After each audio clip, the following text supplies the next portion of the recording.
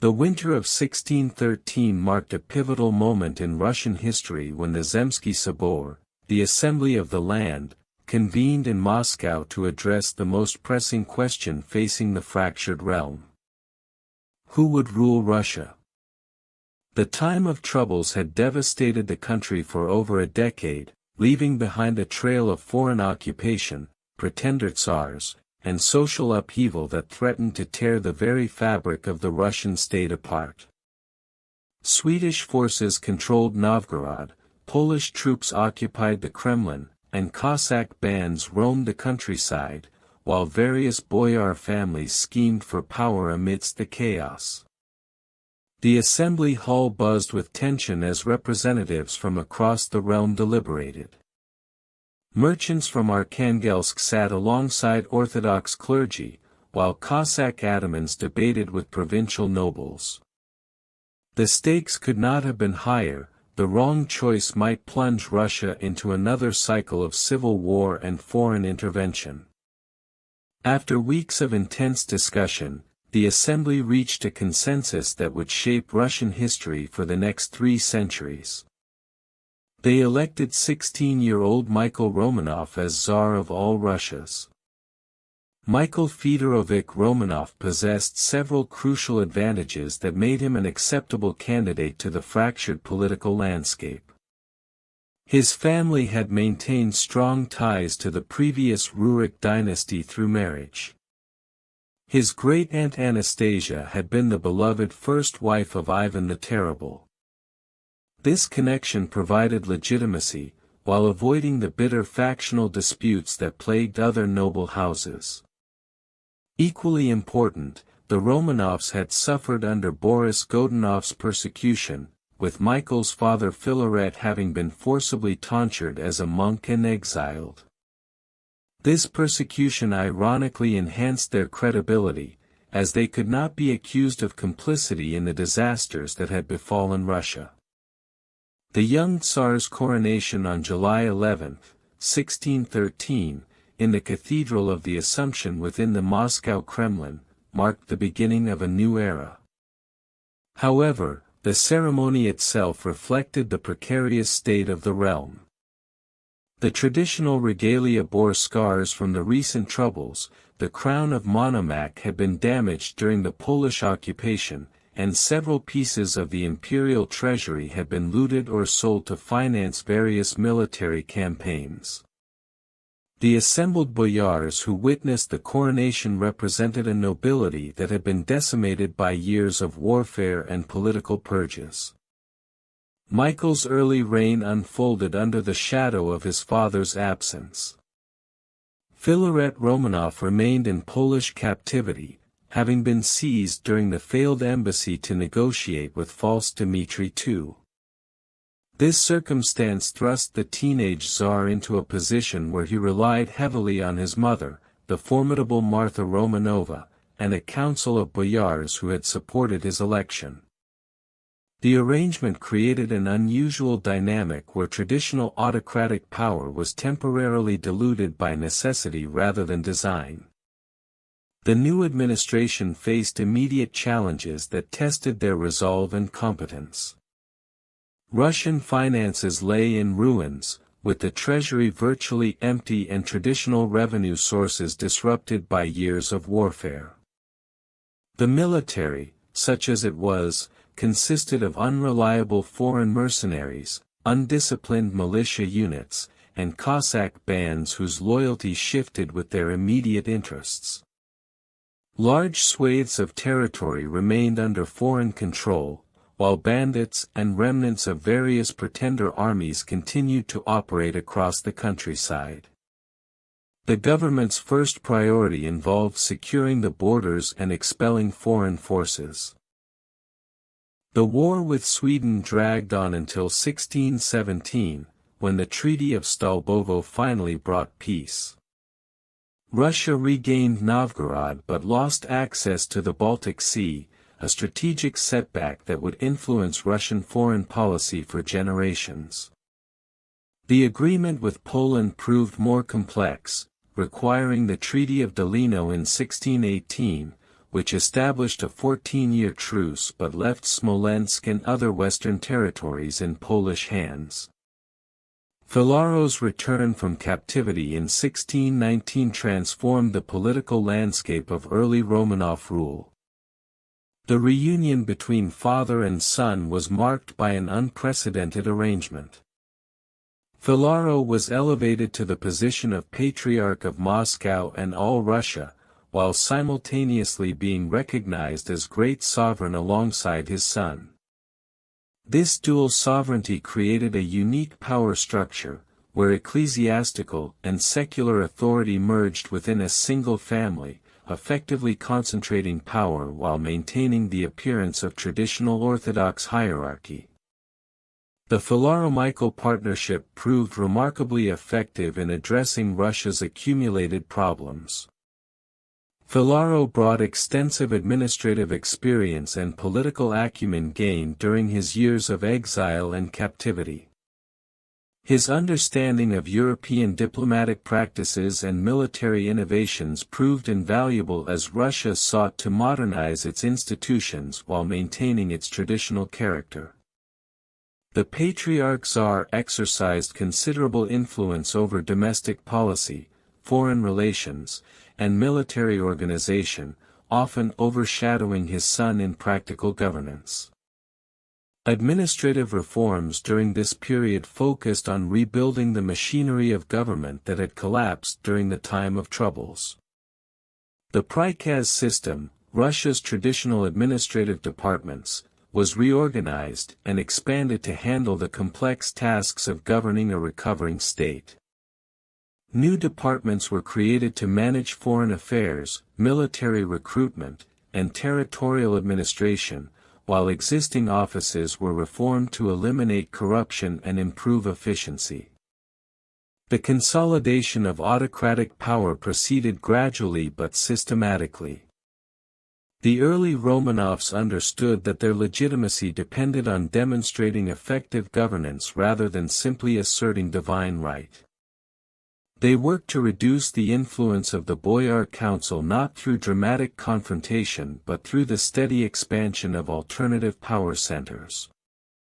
The growing importance of the prikaz system, staffed by professional administrators rather than hereditary nobles, gradually shifted the balance of power away from traditional aristocratic families. Military reforms reflected the regime's recognition that Russia's survival depended on developing more effective armed forces. The traditional militia system had proven inadequate against professional European armies, leading to experiments with foreign military advisors and new organizational structures. Regiments of foreign formation, trained and equipped according to European standards, were established alongside traditional Russian units. These reforms required significant financial resources and represented a major departure from traditional military practices. The question of serfdom became increasingly central to the Romanov consolidation of power. The government faced competing pressures from social groups. Nobles demanded greater control over their peasants to ensure labor stability, while the state needed reliable tax revenue and military recruitment. The gradual tightening of restrictions on peasant movement reflected these practical concerns rather than ideological commitment to bondage. The Code of 1649, promulgated under Michael's successor Alexis, would formalize these restrictions into a comprehensive system of serfdom that would centuries.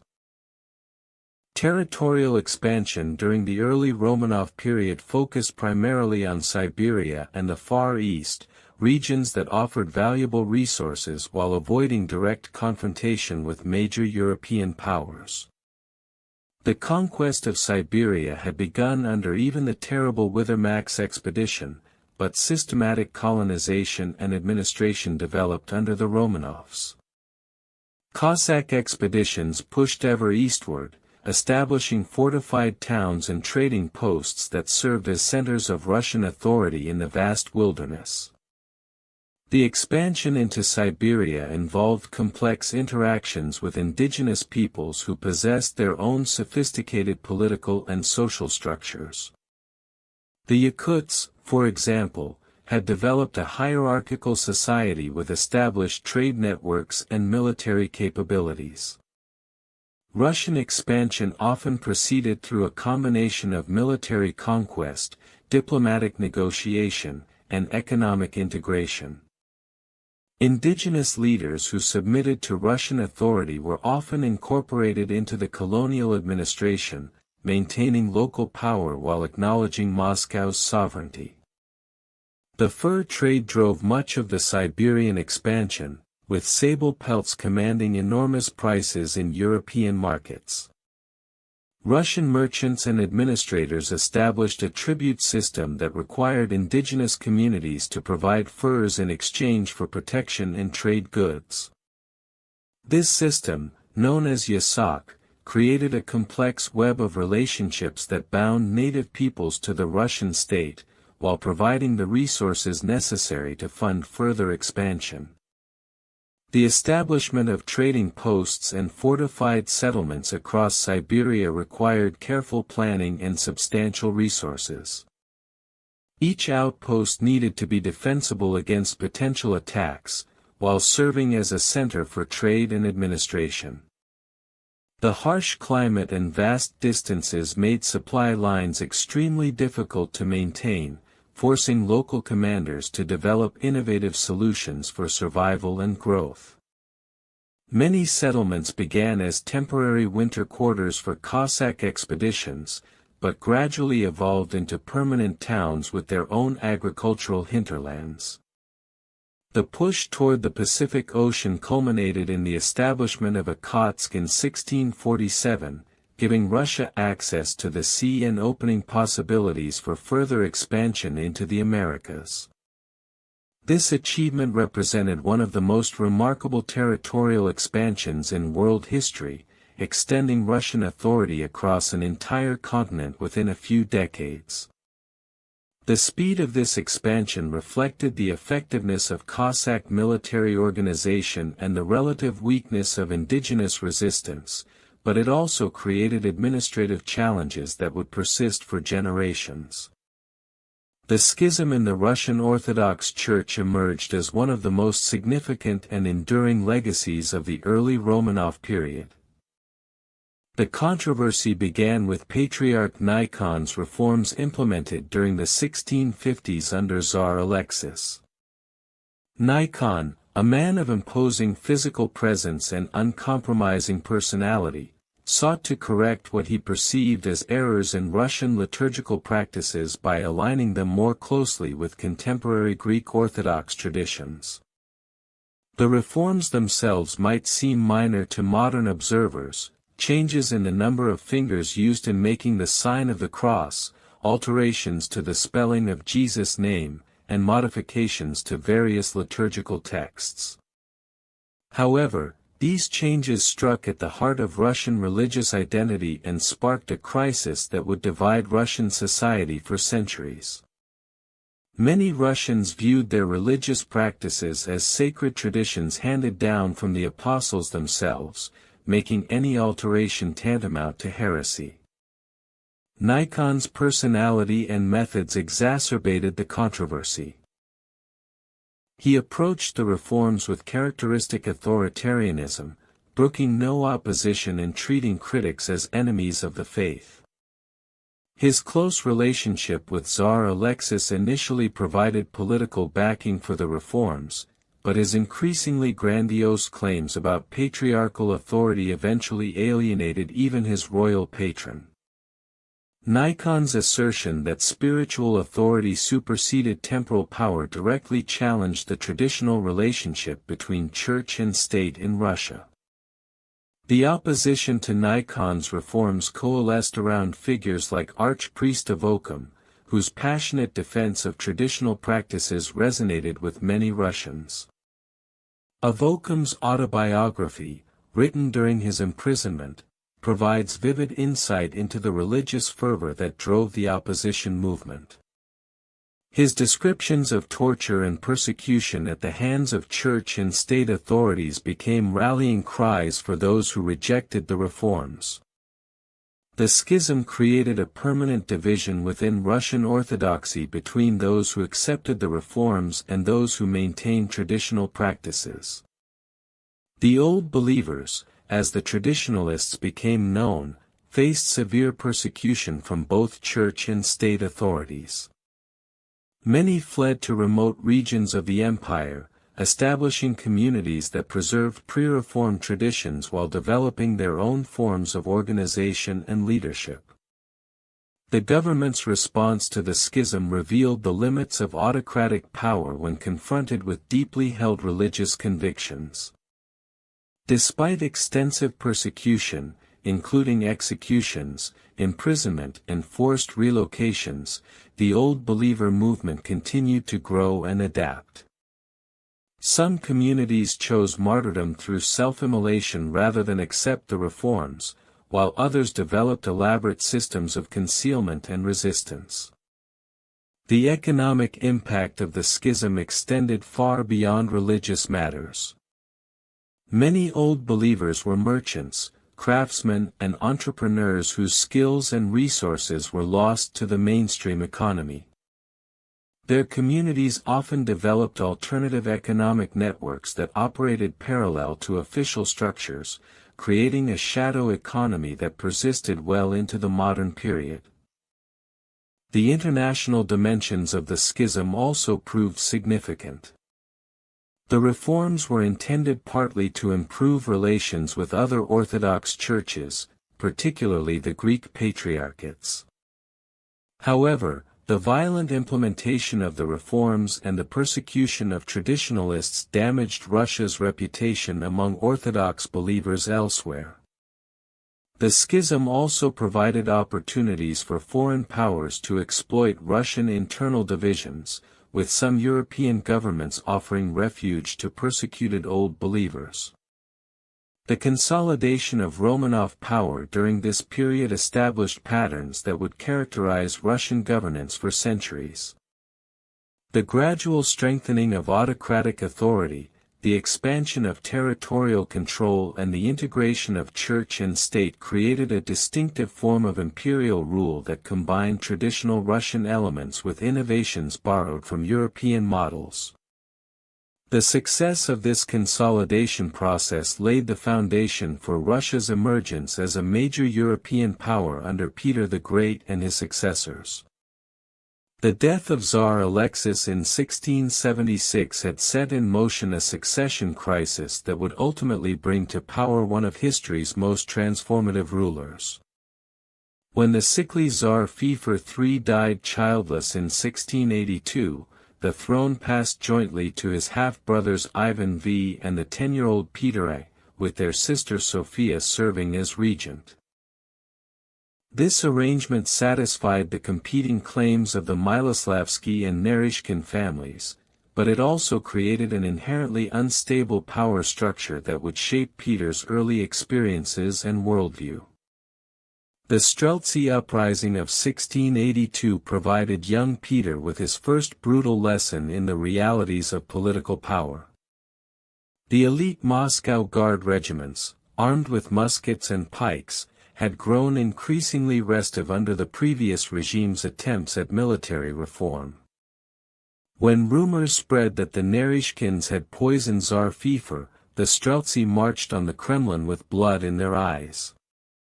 Peter witnessed the horrific spectacle as the guards hurled his maternal relatives from the palace balconies onto the upraised pikes below, their screams echoing through the courtyard. The sight of his uncle Afanassy Naryshkin's broken body impaled on the iron spear points would haunt Peter for the rest of his life, instilling in him a deep mistrust of traditional Russian military institutions and an obsession with creating new forms of armed force, answerable only to the crown. Sophia's regency from 1682 to 1689 provided Peter with an unexpected education in European military practices. Relegated to the suburban estate of Preobrazhenskoye, the young Cossack surrounded himself with foreign tutors and military advisors who introduced him to the latest developments in artillery, fortification and drill. Franz Lefort, a Swiss adventurer with extensive military experience, became Peter's closest confidant and mentor. Under Lefort's guidance, Peter organized his childhood companions into mock military units that gradually evolved into serious fighting forces. These play regiments, initially dismissed by the Moscow establishment as childish games, would eventually become the Preobrazhensky and Semenovsky Guards, the elite units that would serve as the backbone of Peter's military reforms. The young Tsar's fascination with European technology extended beyond military matters to encompass navigation, shipbuilding, and engineering.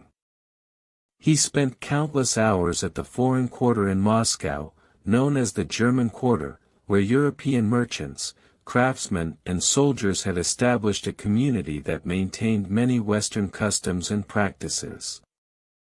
Here Peter encountered Protestant religious services, European architectural styles and social customs that differed dramatically from traditional Russian court life.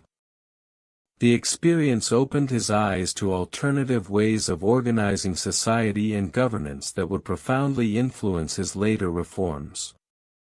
Peter's seizure of power in 1689 marked the beginning of his active reign, though his initial focus remained on consolidating control rather than implementing sweeping changes. The conspiracy against Sofia required careful coordination with loyal military units and sympathetic boyars, demonstrating Peter's growing political sophistication. The regent's supporters, including the ambitious Prince Vasily Golitsyn, were systematically removed from positions of influence, while Peter's own associates from the German Quarter and the Play regiments assumed increasingly important roles in government.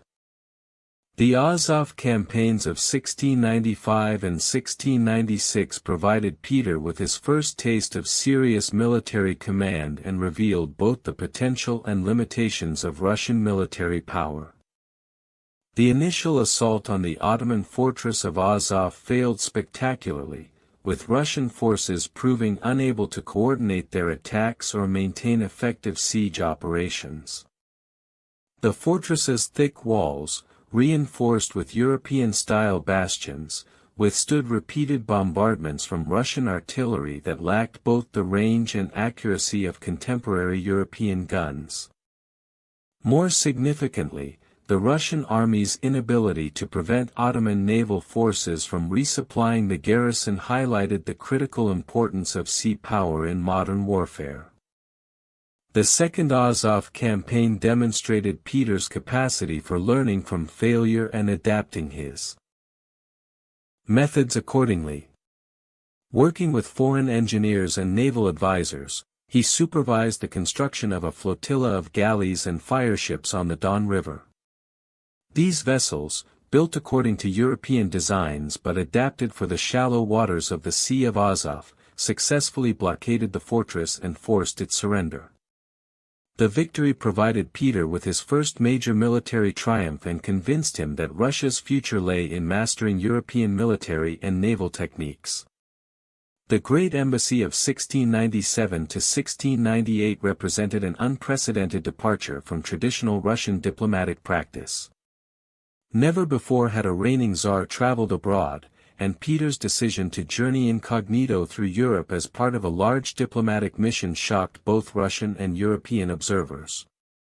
The embassy's ostensible purpose involved building an anti-Ottoman coalition, but Peter's real agenda focused on studying European technology, military organization, and governmental practices firsthand.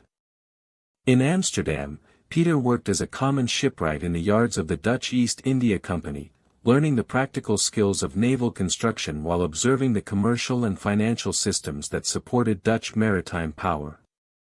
His massive frame, standing nearly 7 feet tall, made maintaining his disguise challenging, but his genuine enthusiasm for manual labor and technical learning impressed the Dutch craftsmen who worked alongside him.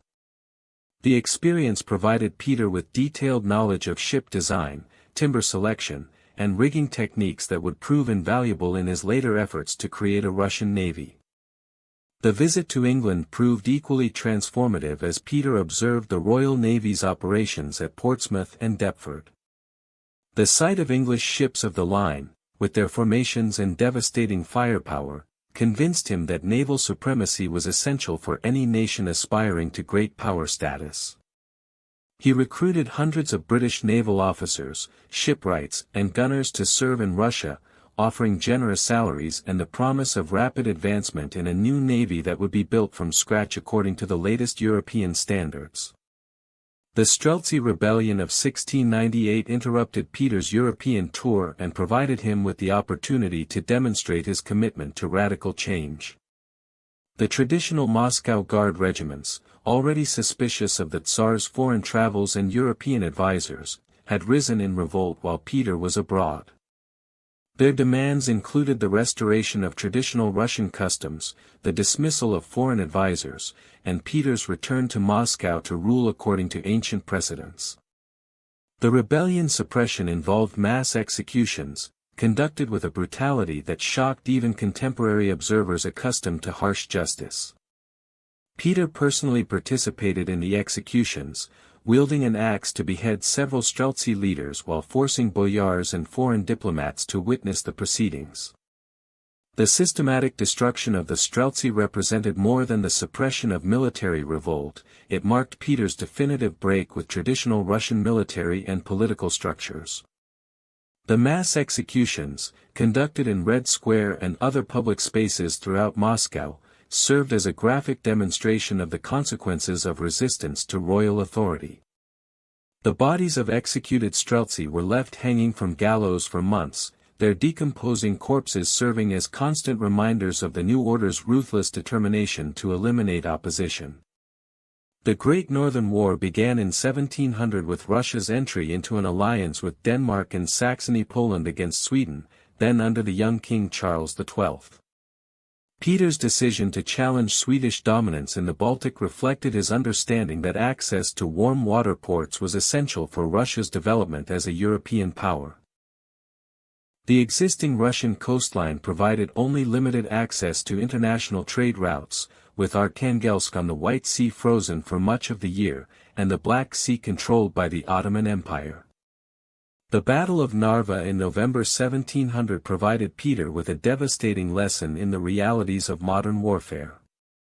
Charles XII's veteran Swedish army, despite being significantly outnumbered, routed the Russian forces in a snowstorm that turned the battlefield into chaos.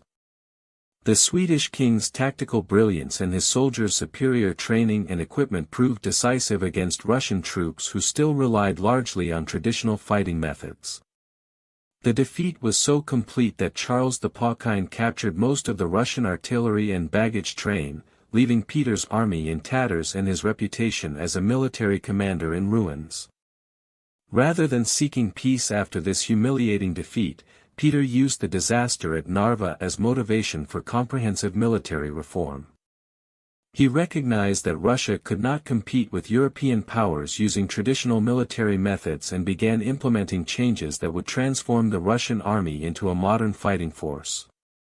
The creation of new regiments trained according to European standards, the establishment of military academies, and the systematic recruitment of foreign officers represented a complete departure from previous Russian military practices.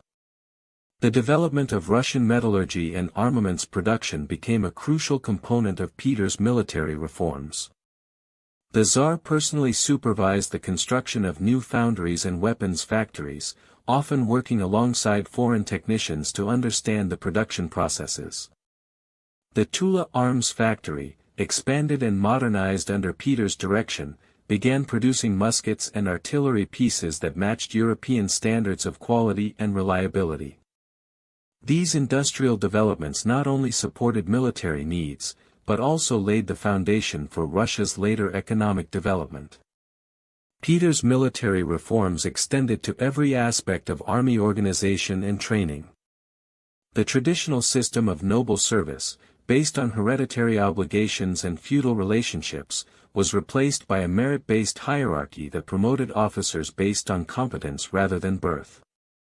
The table of ranks, implemented in 1722, created a systematic structure for military and civilian advancement that would remain in place until the Russian Revolution. This system allowed talented individuals from humble backgrounds to rise to positions of authority while ensuring that traditional nobles maintained their privileges only through demonstrated service to the state. The creation of a professional officer corps required extensive educational reforms that challenged traditional Russian attitudes toward learning and foreign influence. Military academies were established in Moscow and St. Petersburg, staffed by foreign instructors who taught mathematics, engineering, languages, and military science. These institutions produced a new generation of Russian officers who combined technical competence with loyalty to the crown, gradually replacing the foreign mercenaries who had dominated the army's leadership during the early years of Peter's reign. The transformation of Russian military culture involved changes that extended far beyond technical training and organizational structure. Peter insisted that his officers adopt European dress, manners, and social customs, viewing these changes as essential components of military modernization. The traditional Russian beard, long considered a mark of orthodox piety and masculine dignity, was banned among military personnel and court officials. Those who wished to maintain their beards were required to pay substantial taxes, with the revenue supporting military expenses and symbolically demonstrating the cost of clinging to traditional practices. The founding of St. Petersburg in 1703 represented perhaps the most audacious of Peter's transformative projects. The decision to build a new capital city on the marshy islands of the Neva Delta, in territory recently captured from Sweden, reflected both strategic considerations and symbolic intentions. The location provided direct access to the Baltic Sea and European trade routes, while the city's European architectural style and urban planning served as a physical manifestation of Russia's transformation into a modern European power. The construction of St. Petersburg required enormous human and material resources that strained the Russian economy and social system. Tens of thousands of workers, including serfs, soldiers and foreign craftsmen labored in the harsh conditions of the northern climate to build the city according to Peter's exacting specifications. The mortality rate among construction workers was staggering, with estimates suggesting that over 100,000 people died during the city's first decades of construction. These deaths resulted from disease, accidents, and the brutal working conditions that characterized most of Peter's major projects. The architectural vision for St. Petersburg drew inspiration from Amsterdam, Venice, and other European cities that Peter had visited during his travels. The city's grid pattern of streets, its network of canals and its Baroque palaces and churches represented a complete departure from traditional Russian urban design. Foreign architects, including Domenico Trissini and Bartolomeo Rastrelli, were recruited to design major buildings and establish architectural standards that would influence Russian construction for generations. The forced relocation of the Moscow to St. Petersburg in 1712 symbolized Peter's determination to break with traditional Russian political and social structures. The ancient capital, with its Kremlin walls and Orthodox churches, represented centuries of Russian history and tradition. By moving the seat of government to a new city built according to European models, Peter demonstrated his commitment to transforming Russia into a modern European state regardless of the cost in human suffering or cultural continuity. The resistance to the capital's relocation came from multiple sources, including the Orthodox Church, traditional nobles and ordinary citizens who viewed the move as an abandonment of Russian identity. The Patriarch of Moscow refused to relocate his residence to St. Petersburg, creating a symbolic division between the old religious capital and the new secular one. Many noble families attempted to avoid the mandatory relocation by claiming illness or family obligations, leading to increasingly harsh penalties for those who failed to comply with the Tsar's orders. The cultural transformation imposed by Peter's reforms touched every aspect of Russian society, from clothing and social customs to education and religious practice. The introduction of the Julian calendar in 1700 replaced the traditional Byzantine calendar that had dated years from the creation of the world, symbolically aligning Russia with European chronological systems. This change required the reprinting of religious texts and the retraining of clergy, representing a significant disruption to traditional religious practices. The subordination of the Orthodox Church to state control represented one of Peter's most controversial and lasting reforms. The abolition of the Patriarchate in 1721 and its replacement with the Holy Synod, a government-controlled board of bishops, effectively transformed the Church into a department of the state bureaucracy. This change eliminated the possibility of church-state conflicts that had plagued previous reigns while ensuring that religious authority supported, rather than challenged, royal policies. The implementation of Western dress codes and social customs created visible symbols of the new order that penetrated daily life throughout Russian society. The traditional Russian kaftan was banned at court and in government offices, replaced by European-style coats, breeches, and stockings. Women's clothing underwent similar transformation, with traditional Russian dresses giving way to European gowns that emphasized different aesthetic values and social relationships. These changes were enforced through fines, social pressure, and direct royal intervention, creating a society where external appearance reflected political loyalty and cultural orientation. Peter the Great's death in January 1725 plunged Russia into a succession crisis that would fundamentally alter the nature of imperial rule. The emperor had failed to designate a clear heir, leaving behind a complex web of potential claimants that included his second wife, Catherine I, his grandson Peter II, and his daughter Elizabeth. The Guards regiments, now the arbiters of political power in the transformed Russian state, found themselves in the unprecedented position of choosing the next ruler. This moment marked the beginning of what historians term the era of palace revolutions, a period when the throne changed hands through military coups rather than hereditary succession. Catherine III's elevation to the throne represented a remarkable transformation in Russian political culture. Born Martha Skavronskaya, a Lithuanian peasant who had been captured during the Great Northern War, she had risen from servitude to become Peter's mistress, and eventually his wife. Her coronation as empress in her own right, rather than merely as a regent for a male heir, established a precedent that would prove crucial for later female rulers. The ceremony itself reflected the new imperial grandeur that Peter had introduced, with European-style court dress, elaborate decorations, and foreign diplomatic representatives witnessing the unprecedented spectacle of a former serf being crowned as autocrat of all the Russias. The Menshikov faction, led by Peter's former favorite Alexander Menshikov, orchestrated Catherine's accession through careful manipulation of the Guards regiments and the newly created Senate. Menshikov understood that Catherine's humble origins and limited education made her dependent on advisors, providing him with the opportunity to exercise real power while maintaining the fiction of imperial authority. The arrangement satisfied the Guards' desire for stability while ensuring that Peter's reforms would continue under the guidance of those who had implemented them. Catherine's brief reign from 1725 to 1727 established important precedents for female rule while revealing the limitations of puppet monarchy. Her court maintained the European customs and ceremonies that Peter had introduced, with elaborate balls, theatrical performances, and diplomatic receptions that demonstrated Russia's commitment to its new cultural orientation.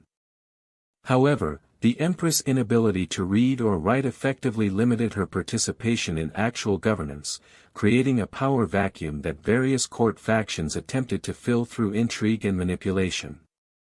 The succession of Peter II in 1727 following Catherine I's death initially appeared to restore traditional male rule, but the young emperor's minority ensured continued political instability. The Dolgoruki family, representing the old Boyar aristocracy that had been marginalized under Peter the Great, seized the opportunity to regain influence by isolating the boy emperor from his patrine advisors. Prince Dmitry Dolgoruki became the dominant figure at court, arranging the exile of Menshikov and attempting to reverse many of Peter's reforms through a policy of deliberate traditionalism.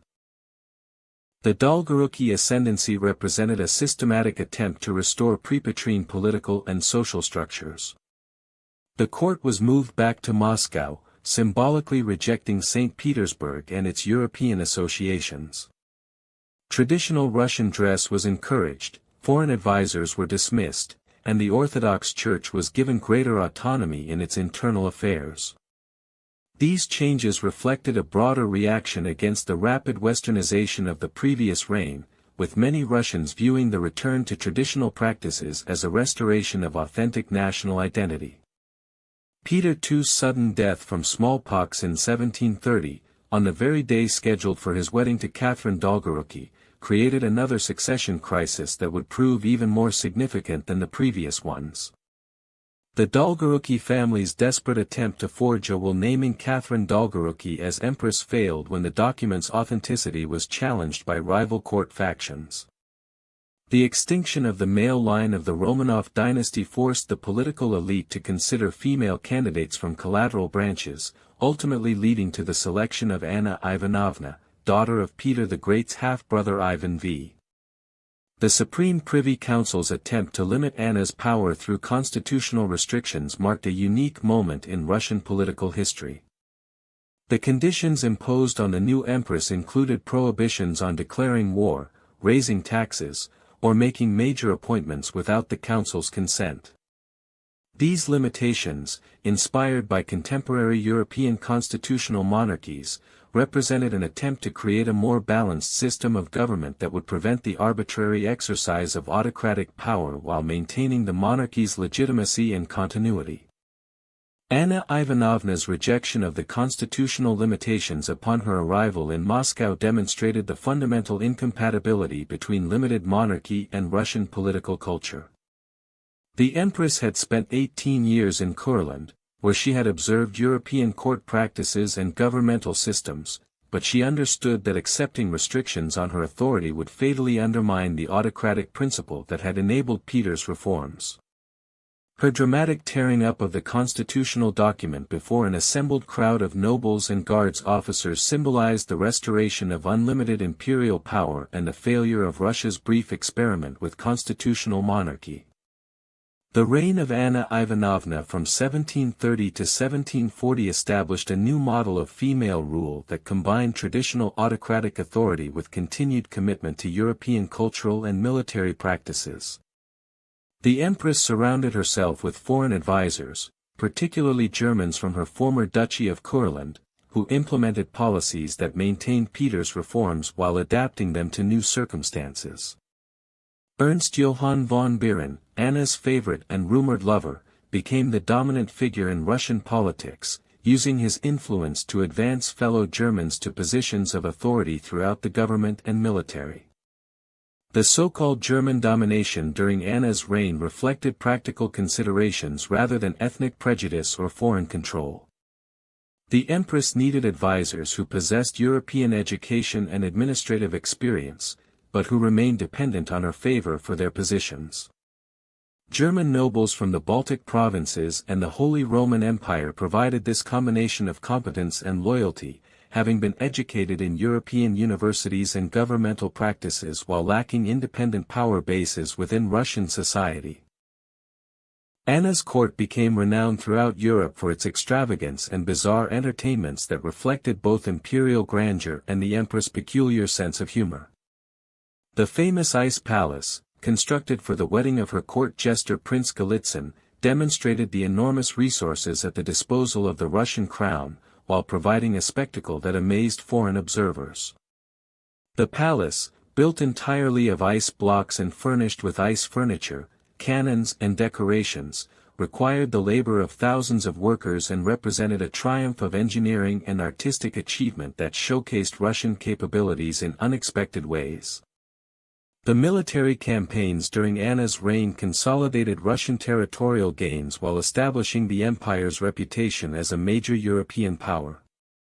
The War of Polish Succession from 1733 to 1735 demonstrated Russia's ability to project power beyond its borders in support of political objectives. Russian forces successfully installed Augustus III on the Polish throne, defeating French-backed opposition and establishing Russian influence over Polish internal affairs. The campaign required complex logistical planning and diplomatic coordination that proved Russian military and administrative capabilities had advanced significantly since Peter's early struggles. The Russo-Turkish War of 1735 to 1739 provided Russian forces with the opportunity to test their capabilities against the Ottoman Empire in a major conflict that would determine control over the Black Sea region. Field Marshal Burkhard Christoph von Munich's campaigns demonstrated the effectiveness of European military methods adapted to Russian conditions. The Siege of Ochakov in 1737 showcased Russian engineering capabilities with elaborate trench systems and artillery positions that overcame the fortress's formidable defenses through systematic application of European siege techniques. The capture of Ochakov required a prolonged siege that tested Russian logistical capabilities and military discipline. The fortress, strategically located at the mouth of the Dnieper River, controlled access to the Black Sea and had been strengthened with modern bastions and artillery positions. Russian forces constructed extensive siege works under constant enemy fire, demonstrating the professional competence that had been developed through decades of military reform and foreign instruction. Hannah's death in 1740 precipitated another succession crisis that would ultimately bring Elizabeth Petrovna to power through the most dramatic palace coup in Russian history. The Empress had designated her infant grandnephew Ivan VI as her successor, with Ernst Johann von Biren serving as regent. This arrangement satisfied no major constituency within Russian society. The Guards regiments distrusted Biren's foreign origins, the nobility resented German domination of key positions, and the Orthodox Church opposed the influence of Protestant advisors over the young emperor's upbringing. Elizabeth's coup in November 1741 represented a masterpiece of political planning and military execution that established her as one of the most capable rulers in Russian history.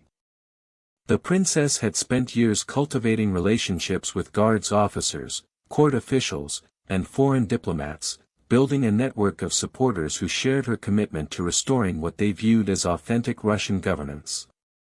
Her personal charisma, combined with her status as Peter the Great's daughter, provided the legitimacy necessary to challenge the established order. The actual coup unfolded with remarkable precision and minimal violence. Elizabeth personally led a company of Preobrazhensky Guards to the Winter Palace, where they arrested the infant emperor, his parents, and the leading members of the German faction. The operation's success depended on careful timing and the loyalty of key military units, demonstrating Elizabeth's understanding of the political dynamics that had developed since her father's death. The bloodless nature of the coup enhanced Elizabeth's reputation and provided a model for future palace revolutions. Elizabeth's reign from 1741 to 1762 represented a synthesis of Petrine reforms with traditional Russian cultural values that created a distinctive form of enlightened absolutism. The Empress combined genuine intellectual curiosity with practical political skills, surrounding herself with both Russian and foreign advisors who shared her commitment to advancing Russian interests through European methods. Her court became a center of learning and artistic achievement that rivaled Versailles in its sophistication, while maintaining distinctly Russian characteristics. The 7 Years' War provided Elizabeth with the opportunity to demonstrate Russia's emergence as a major European power capable of influencing the balance of power across the continent. The conflict, which pitted Russia, Austria, and France against Prussia and Britain, required unprecedented military and diplomatic coordination. Russian forces proved their effectiveness against Frederick the Great's Prussian army, widely considered the finest military force in Europe, through victories at Grossjagersdorf and Kunersdorf that shocked contemporary observers. The Battle of Kunersdorf in August 1759 marked the pinnacle of Russian military achievement during Elizabeth's reign. Russian and Austrian forces, numbering approximately 90,000 troops, faced Frederick the Great's army of 50,000 Prussians in a confrontation that would determine the war's outcome in Eastern Europe. The battle began at dawn with a Prussian assault on Russian positions that initially achieved significant success, breaking through the first line of defenses and capturing several artillery batteries. The Russian response demonstrated the effectiveness of the military reforms that had been implemented since Peter the Great's death. General Pyotr Saltykov's careful positioning of reserves and his coordination with Austrian allies created a defensive system that absorbed the Prussian assault while maintaining the capability for counterattack. The Russian infantry, armed with modern muskets and trained in European tactics, delivered disciplined volleys that shattered Prussian formations, while Russian artillery served by skilled gunners provided devastating support fire that turned the tide of battle. Frederick the Great's personal leadership during the battle highlighted the desperate nature of Prussian positions. The king, mounted on his favorite horse and wearing his distinctive blue uniform, led repeated cavalry charges against Russian positions, seeking to break through the enemy lines through sheer audacity and personal example. His presence inspired extraordinary efforts from his troops, but Russian defensive preparations and superior numbers ultimately proved decisive. The aftermath of Kunersdorf left Frederick's army in ruins, with over 20,000 casualties including most of the Prussian officer corps. The king himself barely escaped capture, writing to his ministers that he considered the battle a complete disaster that might end his reign. Russian losses, while significant, were proportionally much lower, demonstrating the effectiveness of their defensive tactics and the superiority of their artillery preparation. Elizabeth's domestic policies reflected her commitment to cultural development and administrative reform that built upon Peter's foundation while addressing the needs of a more sophisticated society. The establishment of Moscow University in 1755 represented a landmark achievement in Russian education, creating an institution that would train generations of Russian intellectuals, administrators, and professionals. The university's curriculum, based on European models but adapted to Russian conditions, included faculties of philosophy, medicine, and law that provided comprehensive higher education for the first time in Russian history. The Academy of Arts, founded in 1757, demonstrated Elizabeth's commitment to cultural development and artistic achievement. The institution, staffed by European masters and Russian artists, established standards of training and creativity that elevated Russian art to international levels. Students learned painting, sculpture, and architecture according to European techniques while developing distinctly Russian themes and styles that reflected the empire's unique cultural heritage. Elizabeth's religious policies balanced respect for Orthodox tradition with the practical needs of a multi-ethnic empire. The Empress maintained close relationships with church leaders while ensuring that religious authority remained subordinate to imperial power. Her personal piety, demonstrated through pilgrimages and charitable works, enhanced her legitimacy among ordinary Russians, while her tolerance of other faiths reflected the pragmatic requirements of governing a diverse population. The succession crisis that followed Elizabeth's death in 1762 brought Peter III to the throne under circumstances that highlighted the continuing instability of the Russian political system. The new emperor, Elizabeth's nephew and heir, had been raised in Holstein and retained strong sympathies for Prussia and Protestant culture that alienated both the Orthodox Church and the military establishment. His immediate reversal of Russian foreign policy, including withdrawal from the 7 Years' War and alliance with Frederick the Great, outraged officers who had sacrificed extensively to achieve victory over Prussia. Peter III's brief reign of 6 months demonstrated the limits of imperial authority when exercised without regard for established interests and cultural sensibilities. His attempts to reorganize the Orthodox Church according to Protestant models, his plans to withdraw Russia from European politics, and his obvious contempt for Russian customs and traditions created a coalition of opposition that included his own wife, Catherine. The emperor's German advisors and his open preference for Holstein interests over Russian concerns provided his enemies with powerful arguments against his continued rule.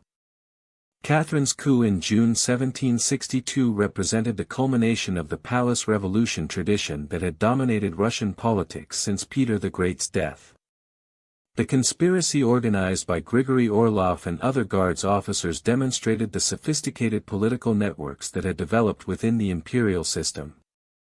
Catherine's personal involvement in the planning and execution of the coup, including her dramatic appearance before the Guards regiments in borrowed military uniform, showcased the political skills that would make her one of Russia's most successful rulers. The arrest and subsequent death of Peter III removed the last obstacle to Catherine's assumption of full imperial authority. The circumstances of the former emperor's death, officially attributed to natural causes but widely believed to result from violence, demonstrated the brutal realities of Russian court politics. Catherine's ability to distance herself from responsibility for her husband's death, while benefiting from his removal, revealed the political sophistication that would characterize her long reign. Catherine II's early years as empress focused on consolidating power while establishing her credentials as an enlightened ruler, committed to rational governance and social improvement. Her correspondence with Voltaire, Diderot, and other European intellectuals demonstrated her engagement with contemporary philosophical and political thought. The Empress's commitment to legal reform, administrative efficiency, and cultural development reflected genuine intellectual conviction as well as practical political calculation. The Nakaz or Instruction, published by Catherine in 1767, represented one of the most ambitious attempts at legal codification in 18th-century Europe. The document, drawing heavily on the works of Montesquieu and Beccaria, outlined principles of rational governance that emphasized the rule of law, proportionate punishment and protection of individual rights. The Nakaz's 655 articles covered everything from criminal procedure to administrative organization, providing a comprehensive blueprint for governmental reform that influenced legal development throughout Europe. The Legislative Commission convened in 1767 to implement the Nakaz principles, brought together representatives from across the Russian Empire in an unprecedented experiment in participatory governance. The commission included delegates from the nobility, merchants, state peasants and Cossacks, creating a forum for discussion of legal and social issues that had never before been addressed in such a comprehensive manner. The proceedings, conducted in Russian rather than Latin or French, demonstrated Catherine's commitment to involving Russian society in the process of governmental reform. The Commission's debates revealed the complex social tensions that characterized Russian society in the mid-18th century.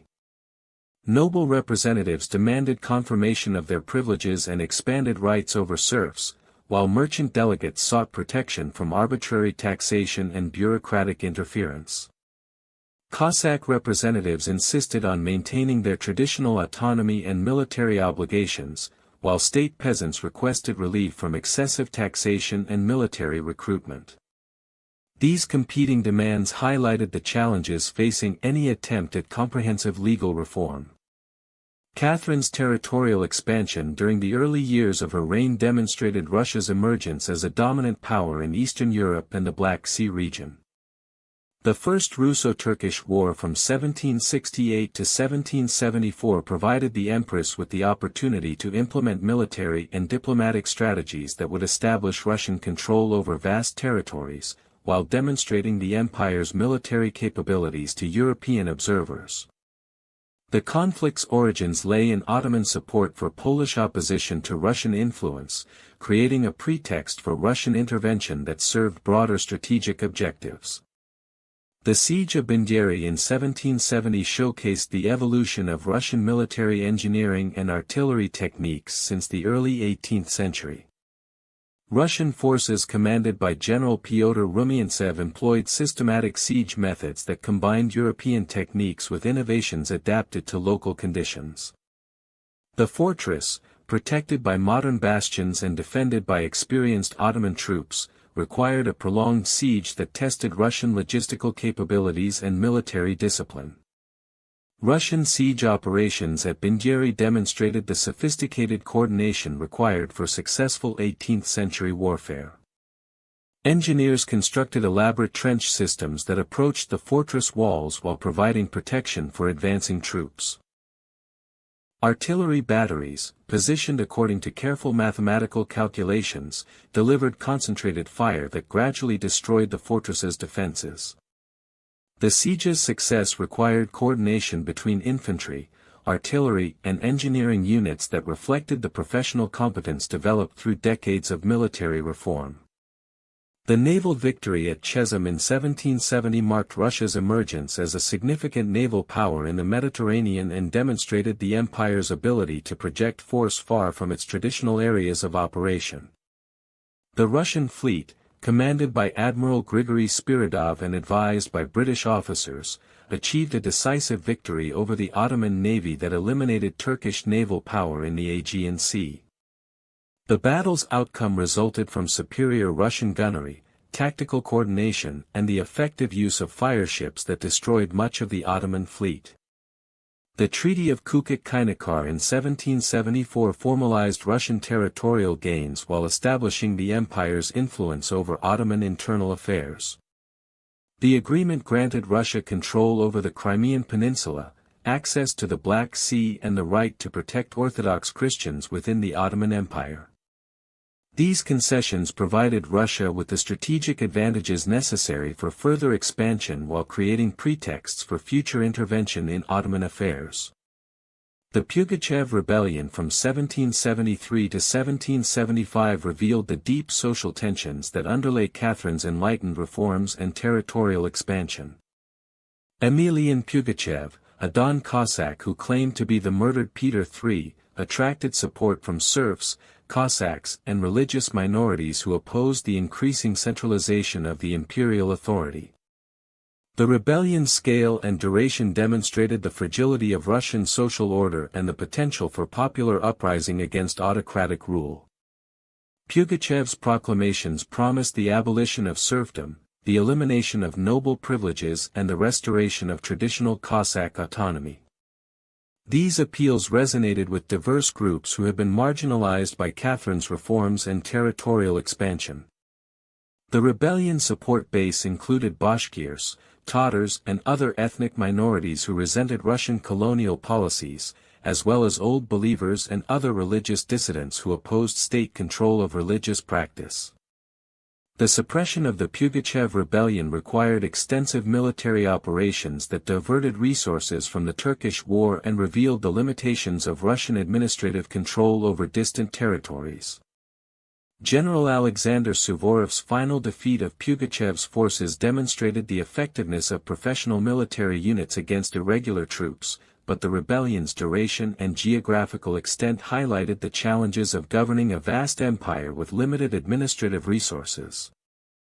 Catherine the Great's death on November 17, 1796 marked the end of an era that had seen Russia emerge as a dominant European power, but it also ushered in a period of profound uncertainty and dramatic reversals that would test the empire's stability and resilience.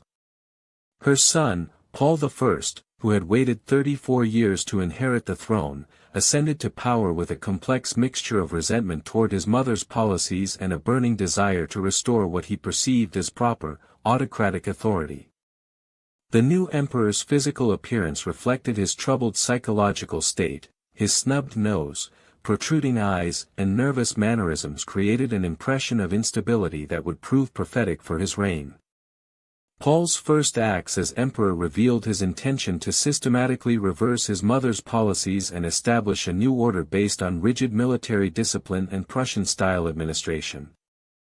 Within days of succession, he recalled thousands of officers and officials whom Catherine had dismissed or exiled, while simultaneously dismissing many of her favorites and appointees.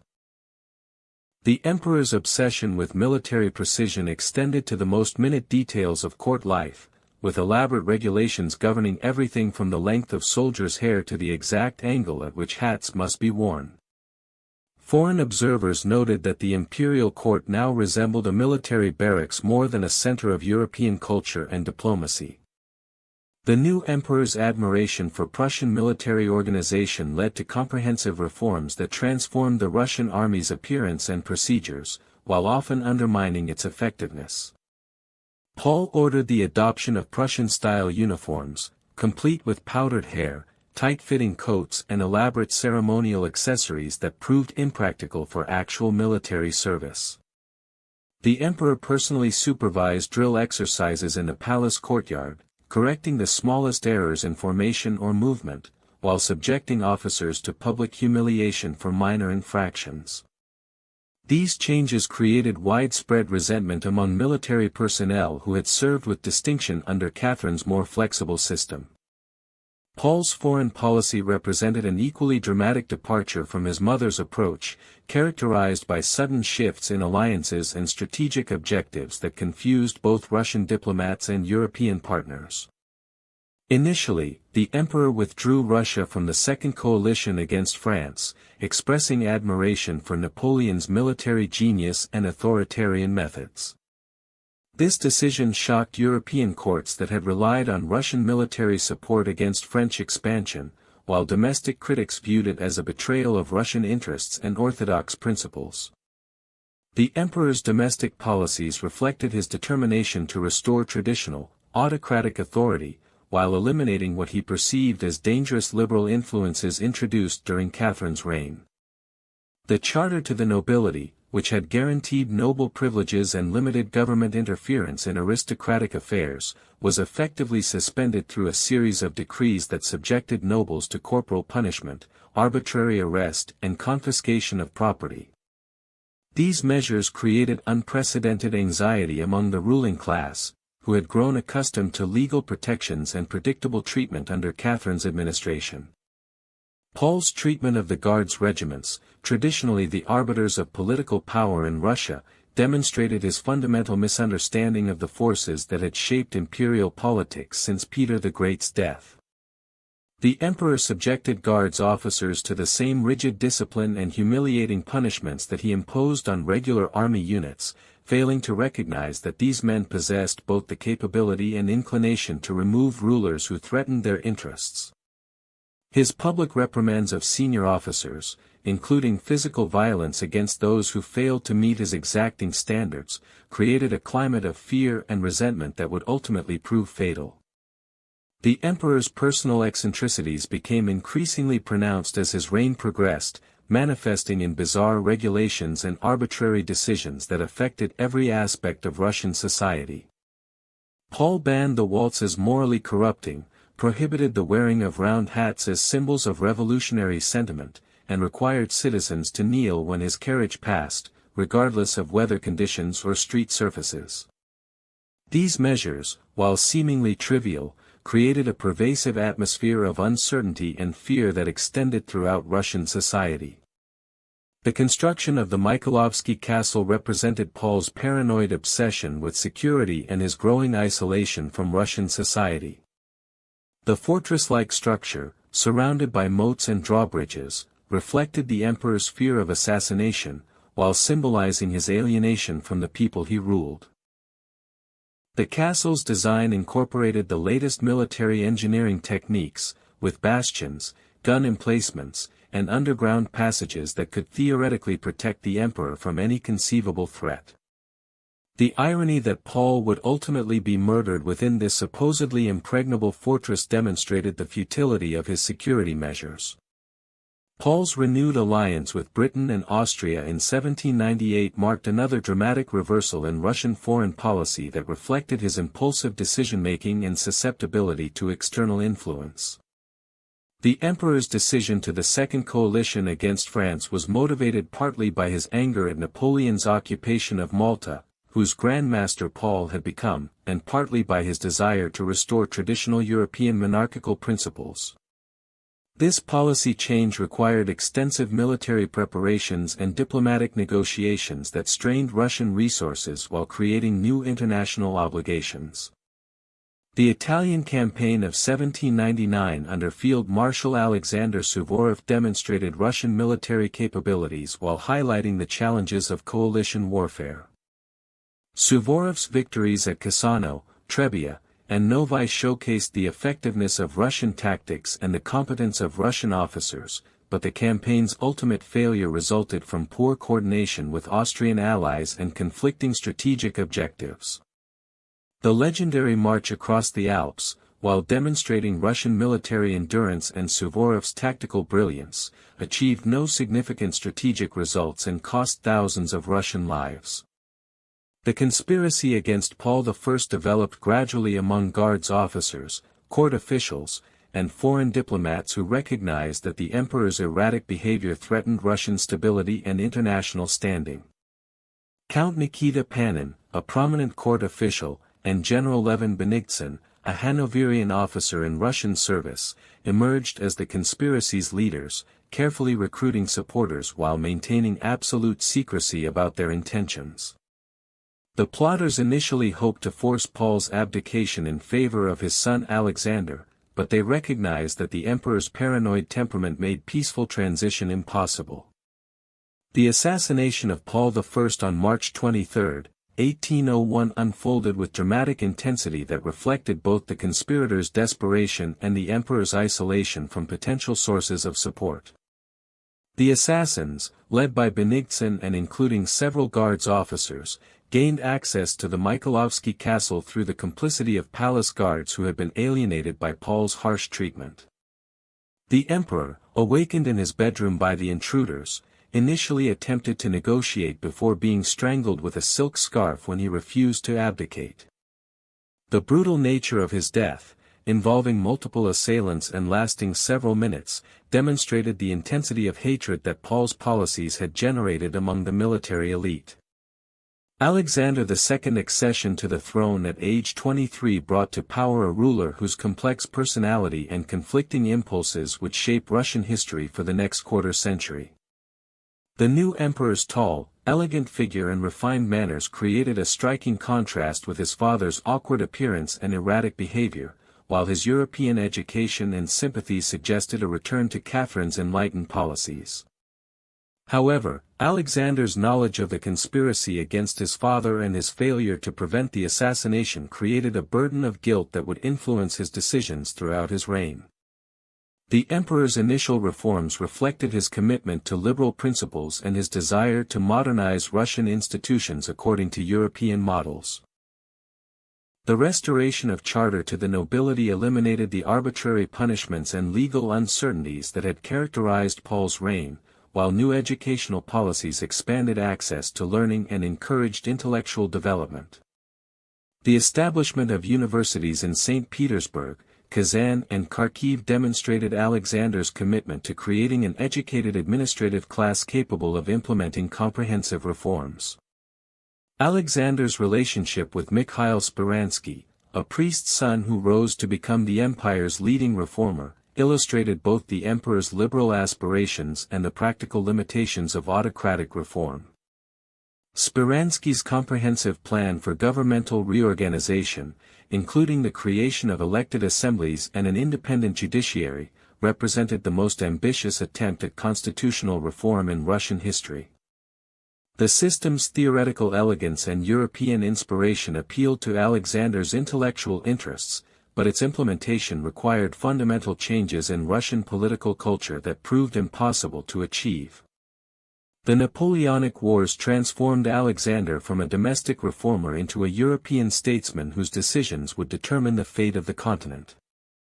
Napoleon's rise to power and his systematic conquest of European territories created an existential threat to the traditional monarchical order that Russia represented. The emperor's initial attempts to maintain neutrality while pursuing domestic reforms proved impossible as French expansion threatened Russian interests in Poland, the Baltic and the Mediterranean. The Third Coalition of 1805 brought Russia into direct military confrontation with Napoleon for the first time, testing both Russian military capabilities and Alexander's leadership under extreme pressure.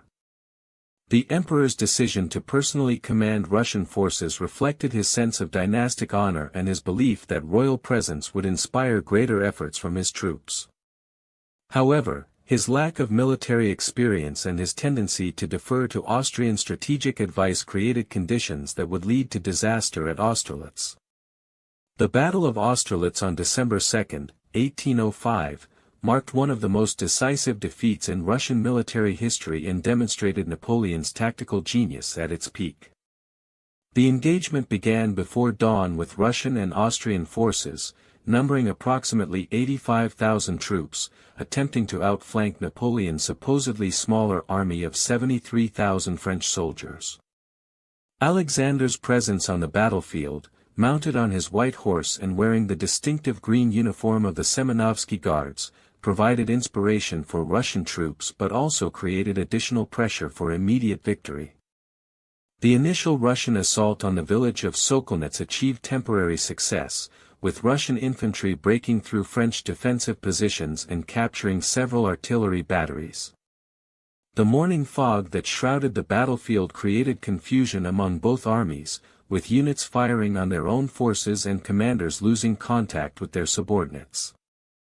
Russian cavalry charges, led by the Imperial Guard, demonstrated the traditional courage and discipline of Russian mounted units, but they were ultimately repelled by French artillery and infantry formations that maintained their cohesion despite heavy casualties. Napoleon's counterattack, launched from the Pratzen Heights after the fog lifted, caught the Allied forces in an exposed position that made effective resistance impossible. French artillery, positioned on the commanding heights, delivered devastating fire into the massed Russian and Austrian columns below, while French infantry advanced with bayonets fixed to complete the destruction of enemy formations. The sight of Russian Guards regiments, the Empire's most elite units, breaking under French assault shocked Alexander and his staff, who had believed these troops to be invincible.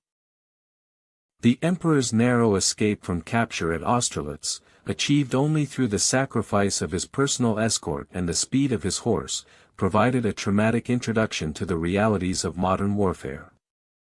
Alexander's retreat from the battlefield, conducted through the frozen marshes while French cavalry pursued the fleeing Allied forces, demonstrated the complete collapse of Russian military power and the failure of traditional tactics against Napoleon's innovations. The battle's aftermath left over 15,000 Russian casualties on the field, including many of the Empire's most experienced officers and elite soldiers. The Treaty of Pressburg, signed in the aftermath of Austerlitz, eliminated Austria's ineffective military power and left Russia diplomatically isolated in its struggle against French expansion. Alexander's return to St. Petersburg required a complete reassessment of Russian strategic capabilities and foreign policy objectives. The emperor's initial confidence in Russian military superiority had been shattered, forcing him to recognize that defeating Napoleon would require fundamental changes in military organization, diplomatic strategy and domestic policy. The Peace of Tilsit in 1807 represented Alexander's most controversial diplomatic decision, creating an alliance with Napoleon that shocked European courts and divided Russian society. The famous meeting between the two emperors on a raft in the Neman River, with both rulers displaying elaborate courtesy while negotiating the partition of Europe, demonstrated the theatrical nature of early 19th century diplomacy. Alexander's agreement to join the continental system against Britain required Russia to sacrifice its most important trading relationships while supporting French policies that threatened Russian interests in Poland and the Ottoman Empire. The alliance with France provided Russia with a temporary respite from military pressure while allowing Alexander to pursue territorial expansion in Finland and the Balkans. The Finnish War of 1808 to 1809 demonstrated Russian military capabilities against a weaker opponent while providing valuable experience in winter warfare and amphibious operations. The conquest of Finland, achieved through a combination of conventional military operations and diplomatic negotiations, added strategically important territory to the empire, while demonstrating Russia's ability to conduct successful military campaigns despite the setbacks of the Napoleonic Wars. The deterioration of Franco-Russian relations after 1810 reflected fundamental conflicts of interest that made the Tilsit alliance ultimately unsustainable. Napoleon's creation of the Duchy of Warsaw threatened Russian influence in Poland, while his marriage to Marie-Louise of Austria suggested a shift toward alliance with traditional Russian enemies. Alexander's gradual withdrawal from the continental system, motivated by economic necessity and domestic pressure, provided Napoleon with a pretext for military action while demonstrating Russian determination to maintain independence despite French pressure. The Grande Armée's invasion of Russia in June 1812 represented the largest military operation in European history to that point, with over 600,000 troops from across Napoleon's empire crossing the Niemen River in a campaign designed to force Russian submission through rapid victory. The invasion force included not only French troops, but also Poles, Germans, Italians and other nationalities who had been incorporated into Napoleon's continental system. The army's massive supply trains, stretching for hundreds of miles, carried provisions for what Napoleon expected to be a brief campaign culminating in a decisive battle near the Russian frontier. Alexander's decision to avoid immediate battle while withdrawing deeper into Russian territory reflected both strategic calculation and practical necessity. The emperor understood that Russian forces, numbering approximately 200,000 troops divided into two separate armies, could not match the Grande Armée in open battle. The strategy of trading space for time while allowing Russian forces to concentrate and receive reinforcements offered the best hope of ultimate victory despite the political costs of abandoning Russian territory to foreign occupation. The appointment of Mikhail Kutuzov as commander-in-chief represented Alexander's recognition that defeating Napoleon required military leadership with both tactical competence and popular credibility. Kutuzov's advanced age, physical disabilities and reputation for cunning rather than heroism made him an unlikely choice for supreme command. But his experience in previous wars against European powers and his understanding of Russian military culture proved decisive. The general's ability to maintain army morale while conducting a strategic retreat demonstrated the importance of leadership that soldiers could trust and understand. The Battle of Borodino, on September 7, 1812, marked the climactic confrontation between Russian and French forces in an engagement that would determine the campaign's outcome.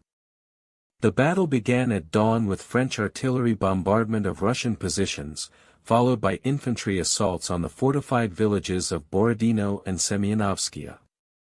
Russian defensive preparations, including elaborate earthworks and artillery positions, reflected Kutuzov's understanding that Russian forces must maximize their defensive advantages while minimizing French tactical superiority. The fighting at Borodino demonstrated the devastating effectiveness of early 19th-century artillery, with both armies employing hundreds of cannons that created unprecedented destruction on the battlefield. Russian artillery, served by experienced gunners and positioned according to careful calculation, delivered concentrated fire that shattered French assault columns and cavalry charges. The famous battery at the center of Russian positions, commanded by General Raevsky, became the focus of repeated French attacks that resulted in enormous casualties for both sides. Napoleon's failure to commit his Imperial Guard at the crucial moment of the battle reflected his recognition that victory at Borodino would not end the campaign if it came at the cost of his most reliable troops. The emperor's decision to preserve his elite units while accepting tactical stalemate demonstrated the strategic thinking that had made him master of Europe, but had also allowed Russian forces to maintain their cohesion and fighting capability. The battle's aftermath left both armies severely weakened, with combined casualties exceeding 70,000 men, but Russian forces retained their organizational structure and command hierarchy. The French occupation of Moscow marked the apparent culmination of Napoleon's campaign, but the burning of the ancient capital transformed apparent victory into strategic disaster. The fires that consumed much of the city, whether started by Russian patriots or French soldiers, eliminated the supplies and shelter that the Grande Armée needed for winter operations. Napoleon's expectation that occupying Moscow would force Russian surrender proved completely wrong, as Alexander refused all negotiations while Russian forces continued to operate around the occupied city. The French retreat from Moscow beginning in October 1812 became one of the most devastating military disasters in European history, with Napoleon's army disintegrating under the combined pressure of Russian attacks, winter weather and logistical collapse. The retreat route, littered with abandoned equipment, frozen corpses and the debris of military defeat, demonstrated the complete failure of Napoleon's strategic planning and the effectiveness of Russian resistance. Cossack raids on French supply lines, combined with attacks by regular Russian forces, transformed the retreat into a rout that destroyed Napoleon's military reputation and political authority. The liberation of Europe from French domination required extensive military campaigns that tested Russian resources and diplomatic skills, while establishing the empire's position as a dominant European power. Alexander's decision to pursue Napoleon beyond Russian borders, despite the enormous costs and risks involved, reflected his understanding that lasting peace required the complete defeat of French military power. The campaigns of 1813 and 1814 demonstrated Russian military capabilities while creating new international relationships that would influence European politics for decades. The Battle of Leipzig in October 1813 marked the decisive defeat of Napoleon's reconstructed army and the liberation of Germany from French control. Russian forces fighting alongside Prussian, Austrian and Swedish allies demonstrated the effectiveness of coalition warfare while showcasing the military reforms that had been implemented since the disasters of 1805. The engagement, involving over 500,000 troops and lasting 3 days, represented the largest battle in European history before the 20th century and established the military reputation of Russian generals like Barclay de Tolly and Wittgenstein. The occupation of Paris in March 1814 marked the culmination of the coalition's victory and Alexander's emergence as the dominant figure in European politics. The emperor's entry into the French capital, accompanied by allied sovereigns and military commanders, demonstrated the complete reversal of the strategic situation that had existed just 2 years earlier. Alexander's magnanimous treatment of the French people and his insistence on Napoleon's abdication rather than execution reflected both political calculation and genuine humanitarian concern. The Congress of Vienna provided Alexander with the opportunity to reshape European political arrangements according to Russian interests while establishing principles of international law that would govern European relations for the next century. The emperor's role as mediator between competing national interests, combined with his control of the largest military force in Europe, gave him unprecedented influence over territorial arrangements and constitutional questions. The creation of the Kingdom of Poland under Russian sovereignty represented a major expansion of Russian power, while satisfying Polish aspirations for autonomy and self-government. Alexander's religious conversion during the later stages of the Napoleonic Wars profoundly influenced his approach to domestic and foreign policy, creating a mystical dimension to Russian imperial authority that would persist throughout the 19th century.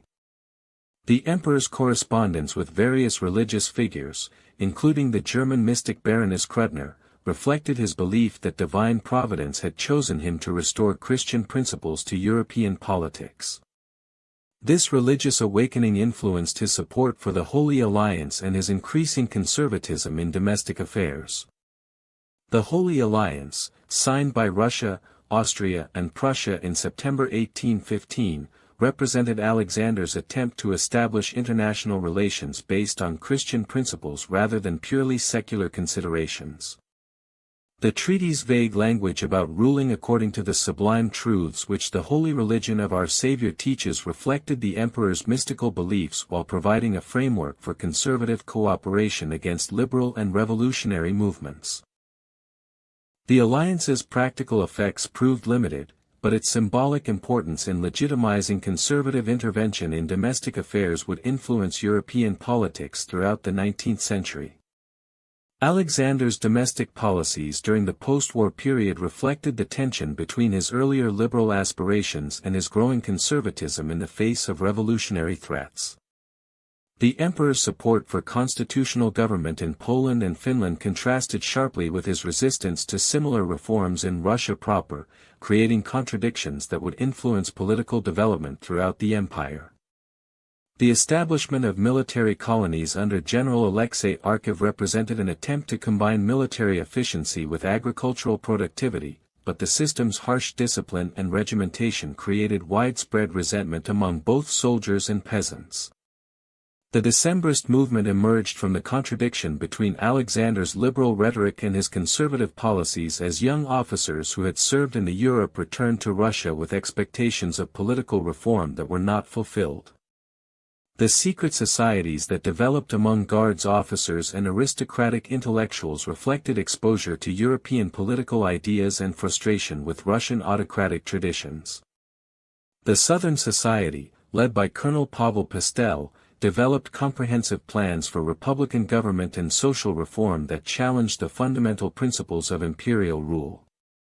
Alexander's sudden death in Taganrog on December 1, 1825 created a succession crisis that provided the Decembrists with their opportunity to attempt revolutionary change. The confusion over whether Constantine or Nicholas would inherit the throne, combined with the interregnum period while the question was resolved, created a political vacuum that the conspirators hoped to exploit. The emperor's death far from the capital and the communicating the succession decision provided the rebels with several weeks to organize their plans and coordinate their activities. The Decembrist revolt on December 26, 1825 represented the first organized attempt by the Russian nobility to limit autocratic power and establish constitutional government. The rebels' decision to refuse the oath of allegiance to Nicholas I, while demanding constitutional monarchy, reflected their commitment to political principles that had been developing since the Napoleonic Wars. The revolt's failure, despite the participation of elite military units and prominent aristocratic families, demonstrated both the strength of autocratic institutions and the limitations of revolutionary organization in early 19th-century Russia. The gunshots that echoed across Senate Square on December 26, 1825 marked more than just the suppression of a military revolt. They announced the beginning of a new era in Russian imperial governance that would be defined by systematic control, ideological rigidity, and the creation of the most comprehensive surveillance apparatus Europe had yet witnessed. Nicholas I, standing amid the smoke and carnage of his first day as emperor, understood that the Decembrist uprising represented not merely a political challenge, but a fundamental threat to the autocratic principle that had sustained Russian power for centuries. The sight of his own Guards officers lying dead in the snow, their blood staining the cobblestones of the capital, convinced the new emperor that Russia's survival depended on the complete elimination of liberal ideas and the establishment of absolute control over every aspect of Russian society. The investigation that followed the revolt's suppression revealed the extent to which European political ideas had penetrated Russian educated society, shocking Nicholas and his advisors with evidence of secret societies, constitutional plans, and republican sympathies among the empire's most privileged classes. The interrogations, conducted personally by the emperor in the Peter and Paul fortress, exposed networks of conspiracy that extended throughout the military, bureaucracy, and aristocracy. Nicholas spent hours questioning individual conspirators, taking detailed notes on their motivations, connections, and political beliefs, while developing a comprehensive understanding of the ideological threats facing his regime. The emperor's physical presence during these interrogations reflected his hands-on approach to governance and his determination to understand personally the forces that threatened imperial authority. Standing over 6 feet tall with penetrating blue eyes and a military bearing that commanded immediate attention, Nicholas possessed the imposing presence necessary to intimidate prisoners while extracting crucial information about revolutionary networks. His methodical approach to questioning, combined with promises of mercy for those who cooperated fully, yielded detailed confessions that provided the foundation for the surveillance system he would subsequently establish. The execution of 5 Decembrist leaders on July 25, 1826, demonstrated Nicholas' commitment to using exemplary punishment as a deterrent to future revolutionary activity. The hanging of Pavel Pastel, Kondraty Relyaev, Sergei Muravyov Apostle, Mikhail Bestuzov-Ryumin, and Pyotr Kakhovsky in the courtyard of the Peter and Paul fortress marked the first political executions in Russia since the reign of Elizabeth, symbolizing the new emperor's willingness to use extreme measures to maintain order. The botched nature of the executions, with several ropes breaking and requiring the condemned men to be hanged twice, created an atmosphere of horror that spread throughout Russian society and demonstrated the regime's determination to crush opposition regardless of the methods required. The establishment of the third section in 1826 represented Nicholas' most significant institutional innovation, creating a secret police organization that would monitor, investigate, and suppress any activities deemed threatening to imperial authority.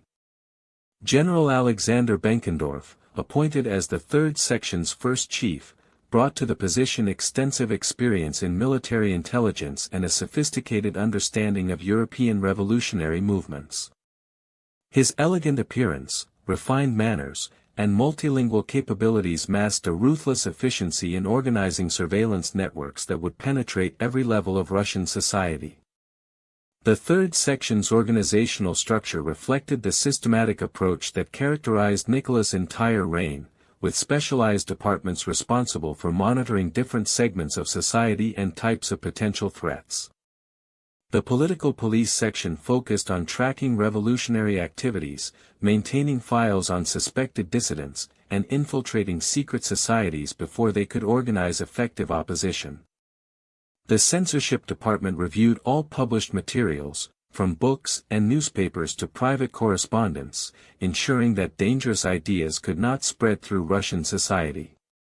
The religious affairs section monitored old believers, sectarians, and other religious minorities whose alternative loyalties might threaten state authority.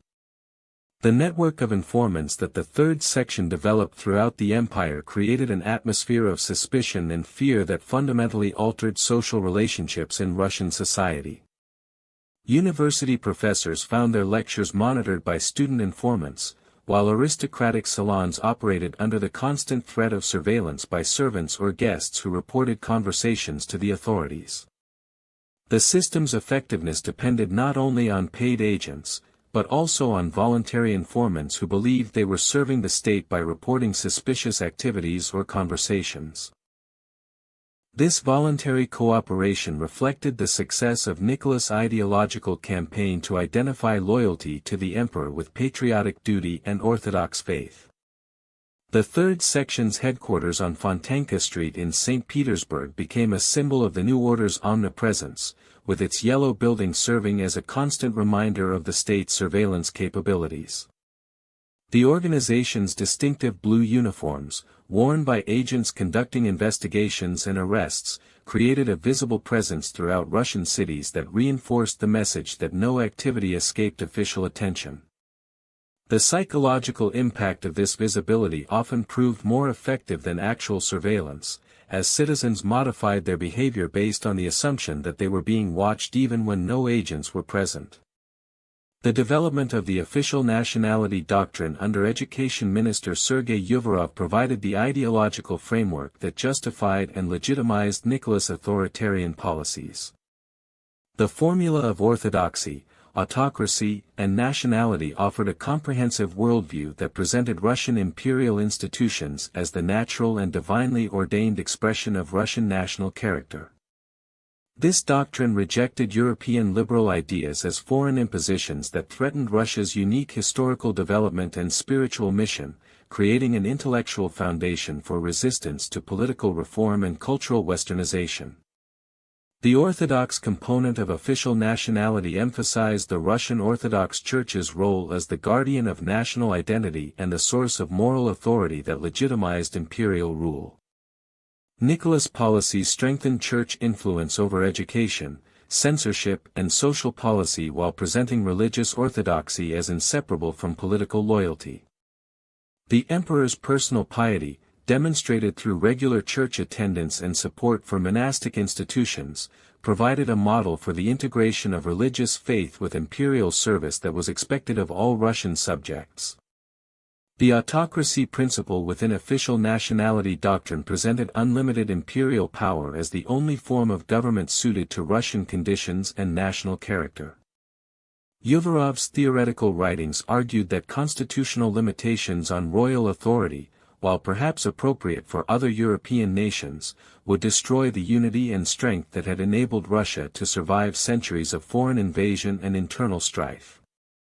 This argument provided intellectual justification for rejecting political reforms while presenting autocratic rule as a patriotic necessity rather than arbitrary tyranny.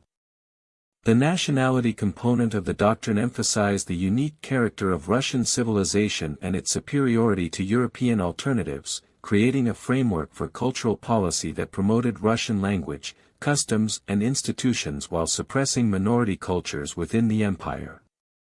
This aspect of official nationality supported policies that restricted the use of Polish, Lithuanian and other non-Russian languages in education and administration while promoting Russian settlement in border regions. The doctrine's emphasis on Russian cultural superiority provided justification for imperial expansion and colonial policies that brought non-Russian peoples under direct imperial control.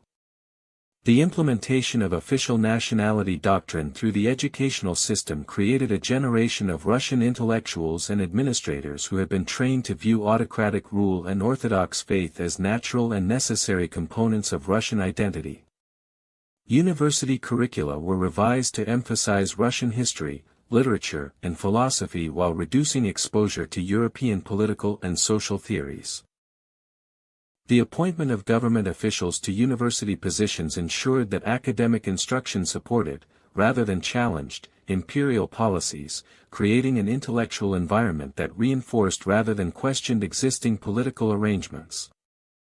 The Polish uprising of 1830 provided Nicholas with his first major test as emperor and an opportunity to demonstrate his commitment to suppressing revolutionary movements throughout Europe. The revolt began in Warsaw on November 29, 1830, when Polish military cadets attacked the residence of Grand Duke Constantine, the emperor's brother who served as viceroy of Poland. The uprising quickly spread throughout the Polish territories, with revolutionary committees proclaiming independence and organizing military resistance to Russian rule. The rebels' initial success in capturing Warsaw and defeating Russian forces at Stoczek created expectations of European support that would prove tragically misplaced. The Polish revolutionaries' decision to dethrone Nicholas as King of Poland and establish a provisional government represented a direct challenge to imperial authority that could not be ignored without encouraging similar revolts throughout the empire. The emperor's response demonstrated his understanding that successful suppression of the Polish revolt was essential for maintaining Russian credibility as a European power and preventing the spread of revolutionary ideas to other imperial territories. The mobilization of over 100,000 Russian troops for the Polish campaign represented one of the largest military operations since the Napoleonic Wars, requiring extensive logistical planning and coordination that tested the reformed Russian military system. Field Marshal Ivan Paskovic's campaign against the Polish rebels demonstrated the effectiveness of Russian military reforms, while revealing the limitations of revolutionary enthusiasm against professional military organization. The Siege of Warsaw, lasting from September 6 to September 8, 1831, showcased Russian artillery, capabilities and engineering skills that had been developed through decades of European warfare.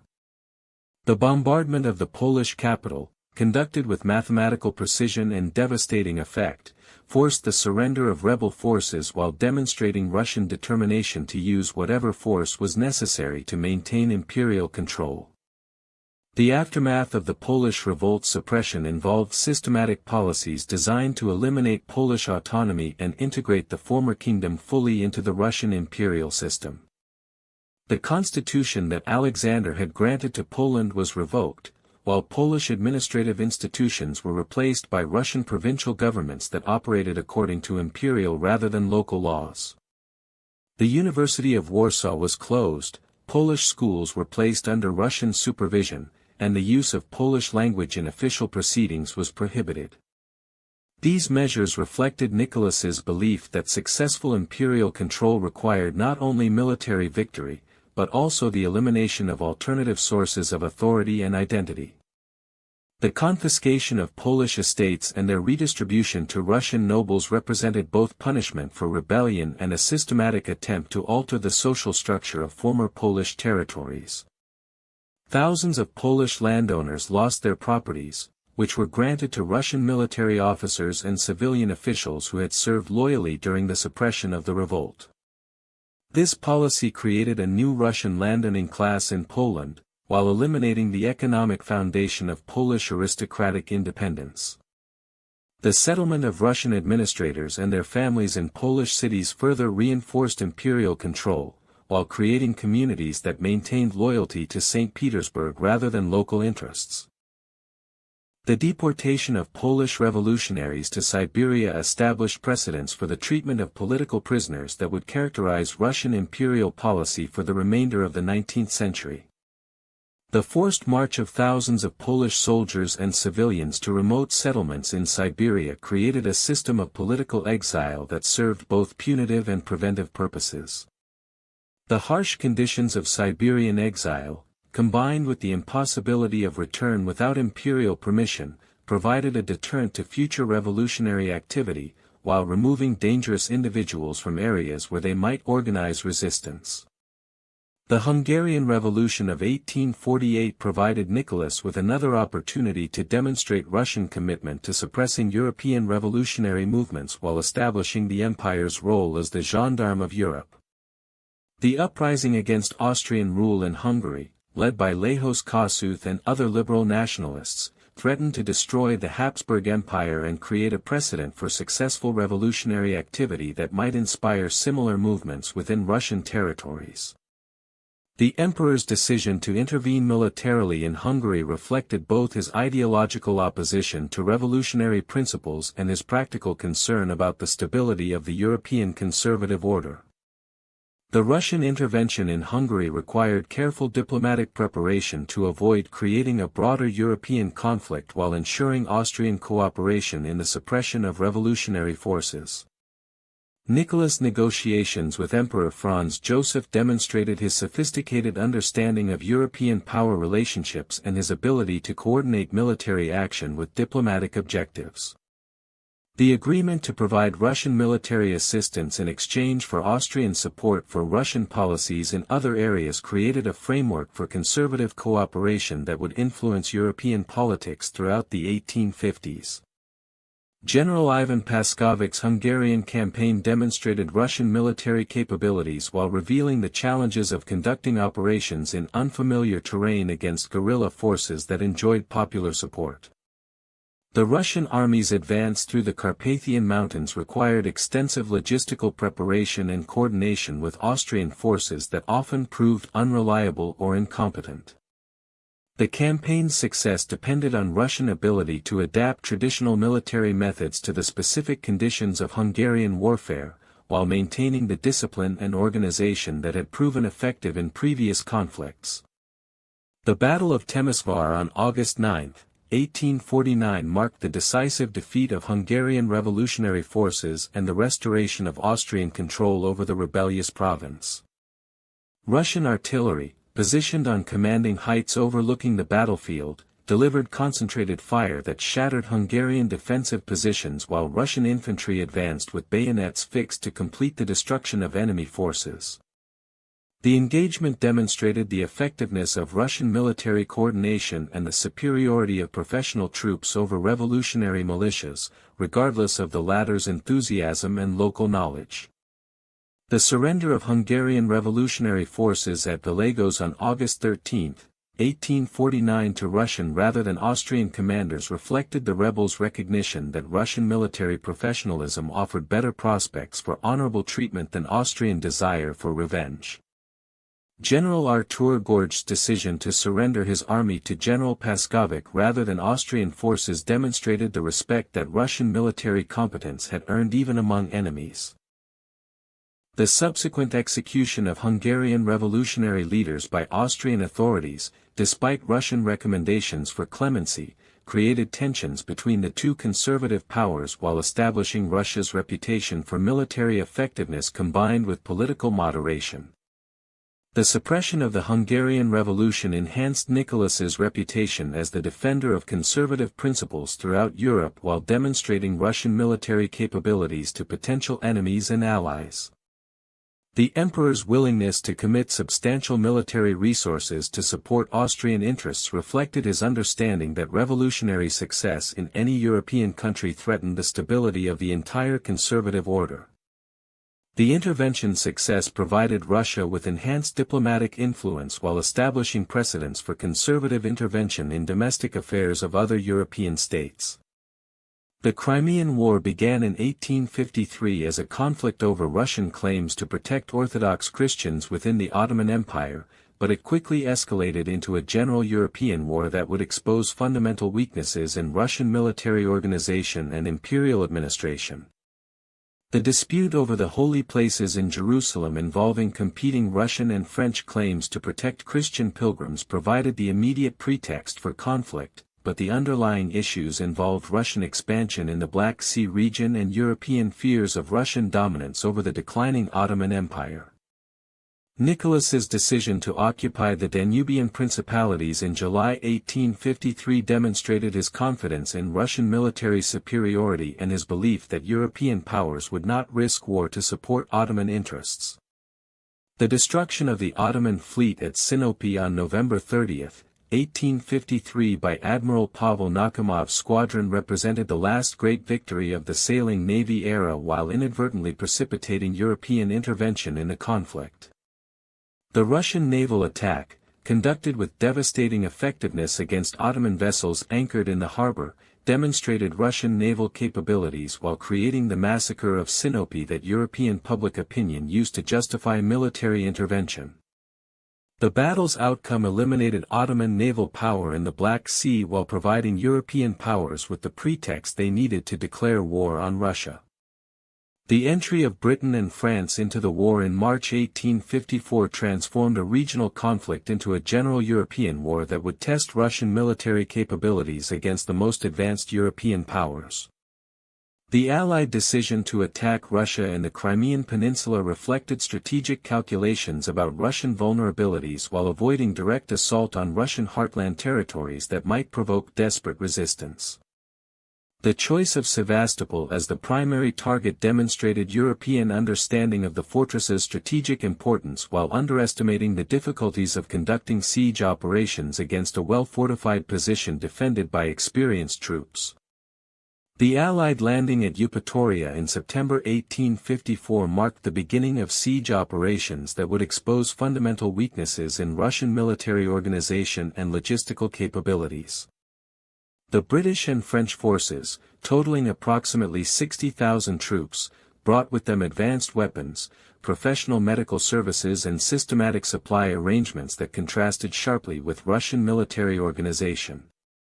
The Allies' use of rifled muskets, explosive shells and organized medical care provided significant advantages over Russian forces that still relied largely on traditional weapons and methods.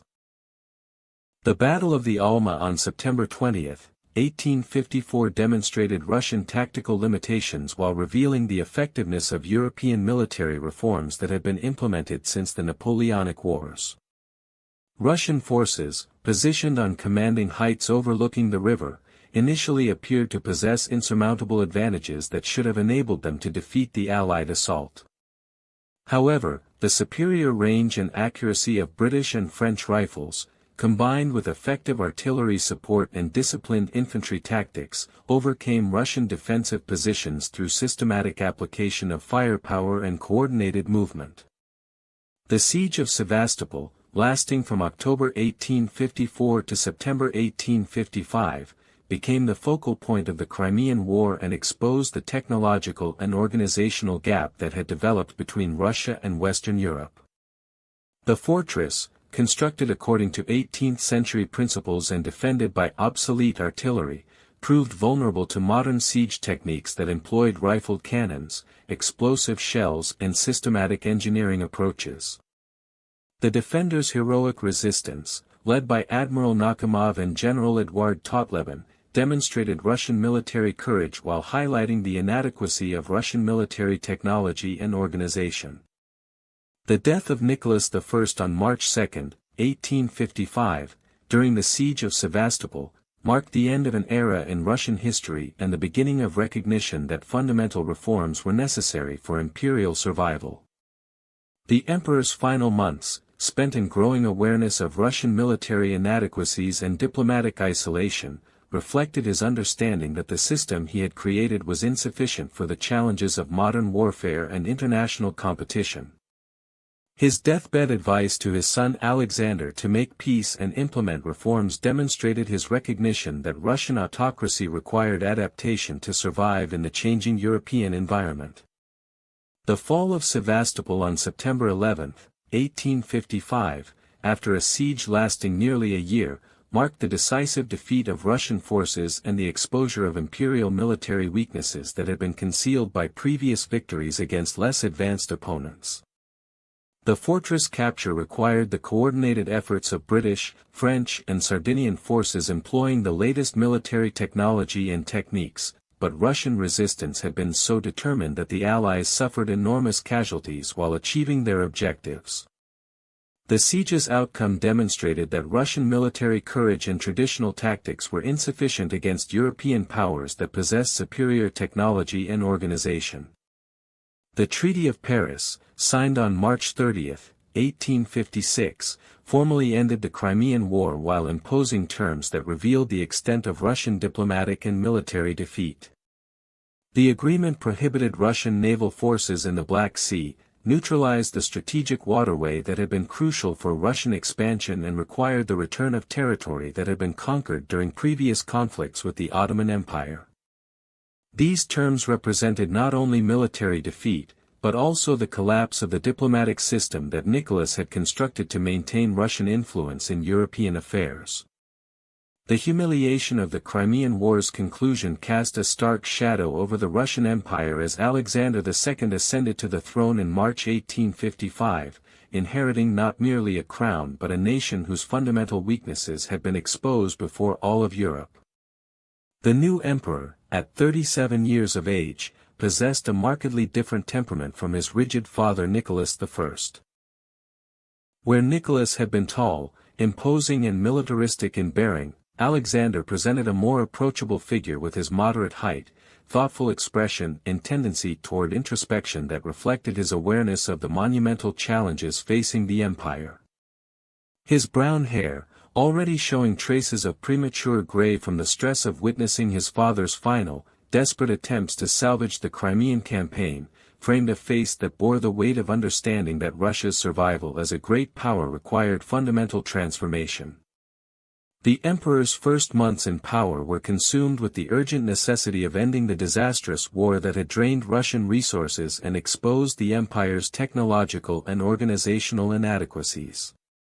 The negotiations leading to the Treaty of Paris revealed the extent to which Russia had become isolated diplomatically, with former allies Austria and Prussia maintaining strict neutrality while Britain and France dictated terms that would constrain Russian power for decades. Alexander's decision to accept these humiliating conditions, including the neutralization of the Black Sea and the demolition of Russian naval facilities at Sevastopol, reflected his pragmatic recognition that continued resistance would only deepen Russian weakness and delay the reforms necessary for national recovery. The emperor's commitment to comprehensive reform emerged from his understanding that Russia's defeat had resulted not from temporary military setbacks, but from systemic problems that permeated every aspect of imperial administration and society. The war had revealed that Russian soldiers, despite their traditional courage and endurance, could not compete effectively against European forces equipped with rifled muskets, explosive shells, and organized medical services. Russian logistics had proven inadequate for sustaining military operations even within the empire's own territory, while the administrative system had failed to mobilize resources effectively or coordinate military and civilian efforts.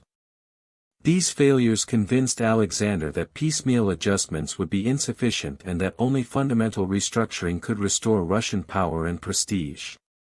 The abolition of serfdom emerged as the most urgent and complex of Alexander's reform initiatives, driven by both moral considerations and practical recognition that the institution had become an obstacle to economic development and military effectiveness. The emperor's personal revulsion at the brutalities of serf ownership, witnessed during his travels as heir to the throne, combined with his understanding that free labor was essential for industrial development and modernization.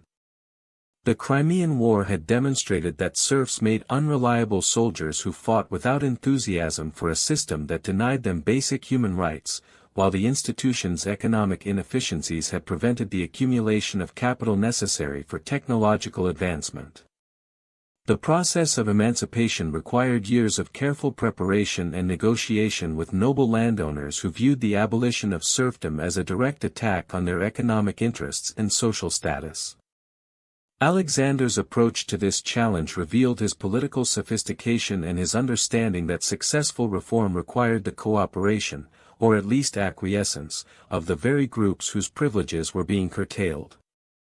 The emperor established committees of nobles and government officials to develop emancipation plans, ensuring that aristocratic representatives participated in designing the system that would replace serfdom while maintaining their commitment to imperial authority. The Emancipation Manifesto of February 19, 1861 represented one of the most significant social transformations in European history, affecting approximately 23 million serfs who comprised nearly half of the Russian population. The document's language reflected the careful balance Alexander had sought between moral principle and practical necessity, proclaiming the liberation of the serfs while establishing complex arrangements for land redistribution and compensation that would satisfy competing interests. The manifesto's religious imagery, invoking divine blessing for the emperor's benevolent decision, provided ideological justification for the reform while emphasizing the autocratic nature of the decision that no popular pressure or constitutional requirement had compelled. The implementation of emancipation through the redemption payment system created a web of financial obligations that would bind former serfs to their villages for decades while providing compensation to their former owners. Under this arrangement, the government purchased land from noble owners at prices that often exceeded market value, then required former serfs to repay these costs through annual redemption payments spread over 49 years. The system's complexity reflected the competing demands of different social groups, with nobles receiving immediate compensation for their lost property, while peasants gained personal freedom but remained economically dependent on their former master's land. The preservation of the peasant commune as the basic unit of rural administration represented Alexander's attempt to maintain social stability while implementing revolutionary changes in property relationships. The commune system, which had existed in various forms throughout Russian history, provided a framework for collective decision-making and mutual responsibility that the government believed would prevent the social disruption that might result from complete individualization of land ownership. The commune's authority to redistribute land periodically, collect taxes collectively, and regulate peasant movement ensured that rural society would remain organized and controllable despite the formal abolition of serfdom. The practical operation of the redemption system created numerous problems that would plague Russian agriculture for the remainder of the 19th century.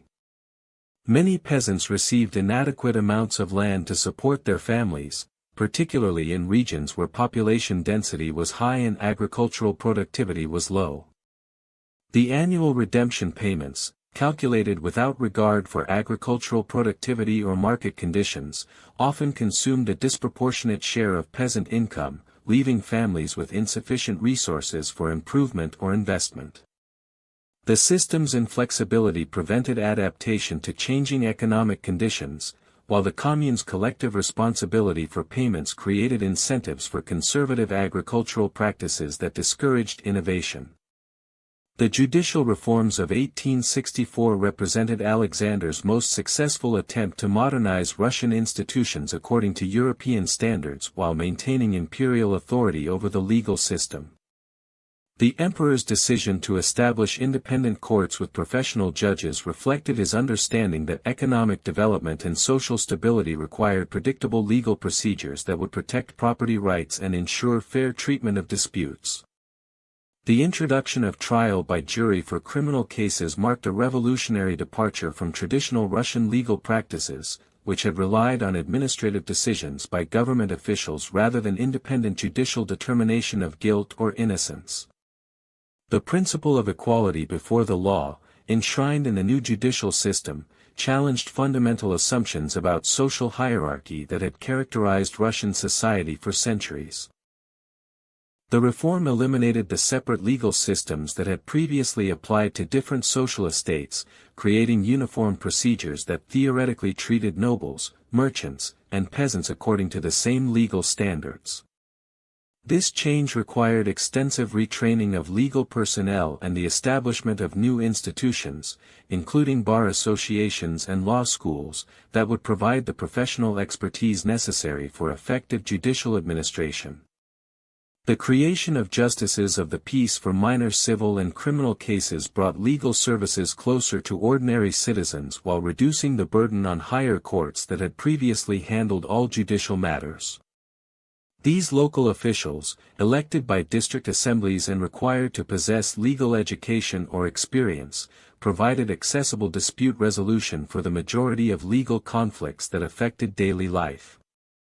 The system's effectiveness depended on finding qualified individuals willing to serve in often remote locations for modest compensation, but its establishment marked a significant improvement in the availability of legal services throughout the empire. The military reforms implemented by War Minister Dmitry Milyutin addressed the fundamental weaknesses that the Crimean War had exposed in Russian military organization and training. The introduction of universal military service in 1874 eliminated the previous system of recruitment that had fallen disproportionately on the peasantry, while exempting nobles and other privileged groups from military obligations. The new system required all male citizens to serve 6 years in active military service followed by 9 years in the reserves, creating a trained population that could be mobilized quickly in case of war, while distributing military burdens more equitably across social classes. The modernization of the officer corps involved the establishment of military academies that provided professional education in tactics, strategy, and military engineering according to European standards. These institutions, including the General Staff Academy and specialized schools for artillery and engineering officers, created a professional military leadership that understood modern warfare techniques and could adapt to rapidly changing military technology. The promotion system was reformed to emphasize merit and professional competence rather than social connections or court favor, encouraging career officers to develop the skills necessary for effective military leadership. The reorganization of military administration eliminated many of the inefficiencies that had plagued Russian logistics during the Crimean War, establishing systematic procedures for supply, transportation and communication that could support military operations across the empire's vast territories. The creation of military districts with standardized organization and equipment facilitated coordination between different regions, while ensuring that local commanders possessed the resources necessary for effective defense. The reform of military medicine, including the establishment of field hospitals and training programs for medical personnel, addressed one of the most glaring deficiencies revealed during the Crimean conflict. The introduction of modern weapons and equipment required substantial investment in military technology and manufacturing capabilities that would support Russian armed forces without dependence on foreign suppliers. The development of domestic arms production, including the establishment of new factories and the modernization of existing facilities, created industrial capabilities that would serve both military and civilian needs. The adoption of rifled muskets, improved artillery, and modern communication systems brought Russian military technology closer to European standards while providing the foundation for further technological advancement. The rise of revolutionary movements during Alexander's reign reflected the unintended consequences of his reform program, which had raised expectations for political change while maintaining autocratic restrictions on popular participation in government. The abolition of serfdom and the establishment of independent courts had demonstrated that fundamental social institutions could be transformed through imperial decision, leading many Russians to believe that political reforms were both possible and necessary.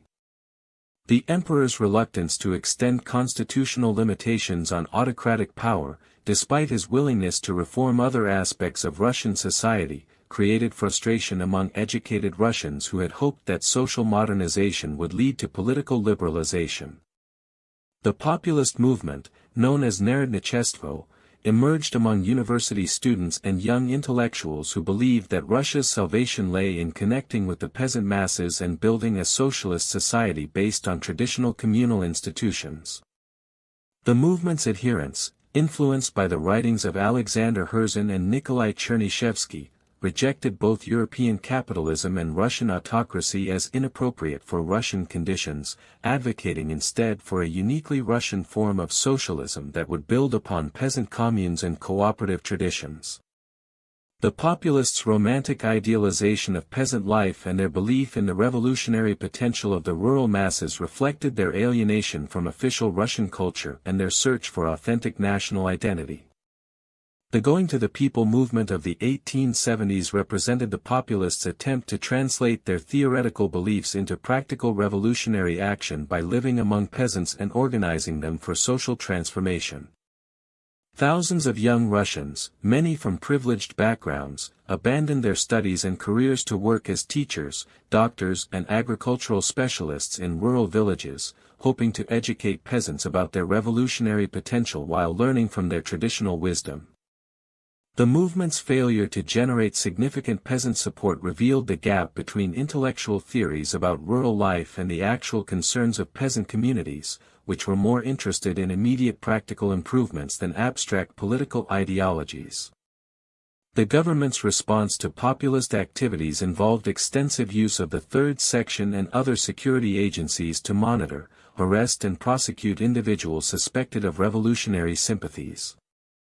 The trial of the 193 in 1877 to 1878 brought together populist activists from across the empire in a massive legal proceeding that exposed the movement's organization and activities while providing a platform for revolutionary propaganda. The defendants' speeches, widely reported in the press despite censorship restrictions, articulated critiques of Russian society and government that influenced public opinion and inspired further revolutionary activity. The People's Will Organization, formed in 1879 from the remnants of earlier populist groups, represented a shift toward more systematic and violent revolutionary tactics that would culminate in the assassination of Alexander II. The group's members, led by figures like Andrei Zhelyabov and Sofia Perovskaya, abandoned the earlier populist emphasis on peasant revolution in favor of direct action against government officials and institutions. Their strategy of systematic terrorism, including bombings and assassinations, reflected their belief that dramatic acts of violence would inspire popular uprising while demonstrating the government's vulnerability to determined opponents. The organization's structure reflected sophisticated understanding of conspiratorial methods and security procedures that enabled it to operate effectively despite intensive government surveillance. The use of false identities, safe houses, and coded communications allowed People's Will members to coordinate their activities while avoiding detection by the Third Section. The group's ability to recruit members from different social backgrounds, including former military officers, university students and government employees, demonstrated the breadth of opposition to autocratic rule that had developed during Alexander's reign. The assassination attempts against Alexander II revealed both the technical capabilities of the revolutionary organization and the emperor's growing isolation from Russian society. The bombing of the imperial dining room in the Winter Palace in February 1880, carried out by Stepan Kolterin, demonstrated the revolutionaries' ability to infiltrate the most secure government facilities while highlighting the emperor's vulnerability despite extensive security measures. The attack's failure to kill Alexander, due to his delayed arrival at dinner, provided only temporary reprieve from the systematic campaign that the peoples will had organized against imperial authority. The emperor's response to the assassination attempts involved both increased security measures and tentative steps toward political reform that reflected his recognition that repression alone could not eliminate revolutionary opposition. The appointment of Mikhail Loris-Melikov as head of a special commission to combat revolutionary activity represented an attempt to combine effective security measures with limited political concessions that might satisfy moderate opposition while isolating extremist groups. Loris-Melikov's proposals for expanded participation in government decision-making, including the involvement of elected representatives in legislative discussions, suggested that Alexander had begun to consider constitutional limitations on autocratic power. The final assassination attempt on March 13, 1881, succeeded through careful planning and coordination that overcame the extensive security measures protecting the emperor during his weekly review of military units. The peoples will have positioned multiple bomb throwers along the route that Alexander's carriage would follow, ensuring that alternative attackers would be available if the first attempt failed. Ignatiy Grinovitsky's successful bombing of the imperial carriage, which killed both the emperor and the assassin, marked the culmination of the revolutionary campaign, while demonstrating the ultimate futility of terrorist tactics that could eliminate individual rulers but could not transform the political system they represented. The emperor's death scene, with Alexander lying mortally wounded in the snow while his blood stained the cobblestones of the Catherine Canal, provided a dramatic conclusion to a reign that had transformed Russian society while failing to resolve the fundamental tensions between autocratic rule and popular aspirations for political participation. The irony that Alexander had been killed while returning from signing constitutional reforms that might have satisfied moderate opposition reflected the tragic timing that had characterized his entire reform program. His final words, reportedly asking to be taken to the palace to die, symbolized his commitment to imperial dignity even in the face of revolutionary violence that had made his reform efforts appear inadequate to the challenges facing Russian society. Alexander III's accession to the throne following his father's assassination represented not merely a change in leadership, but a fundamental shift in the direction of Russian imperial policy that would define the empire's trajectory for the remainder of the 19th century. The new emperor, at 36 years of age, possessed a physical presence that starkly contrasted with his predecessors. His massive frame, standing 6 feet 4 inches tall and weighing over 250 pounds, conveyed an impression of immovable strength that reflected his political philosophy. His thick beard, penetrating dark eyes and heavy features created an intimidating appearance that courtiers and foreign diplomats found unsettling, while his preference for simple military uniforms over elaborate court dress demonstrated his rejection of the refined European culture that had influenced previous reigns. The traumatic circumstances of Alexander III's accession profoundly influenced his approach to governance and his understanding of the threats facing imperial authority. The emperor had witnessed his father's mangled body in the Winter Palace, had seen the blood-soaked snow where the peoples were bombed or exploded, and had experienced firsthand the vulnerability of autocratic rule to revolutionary violence.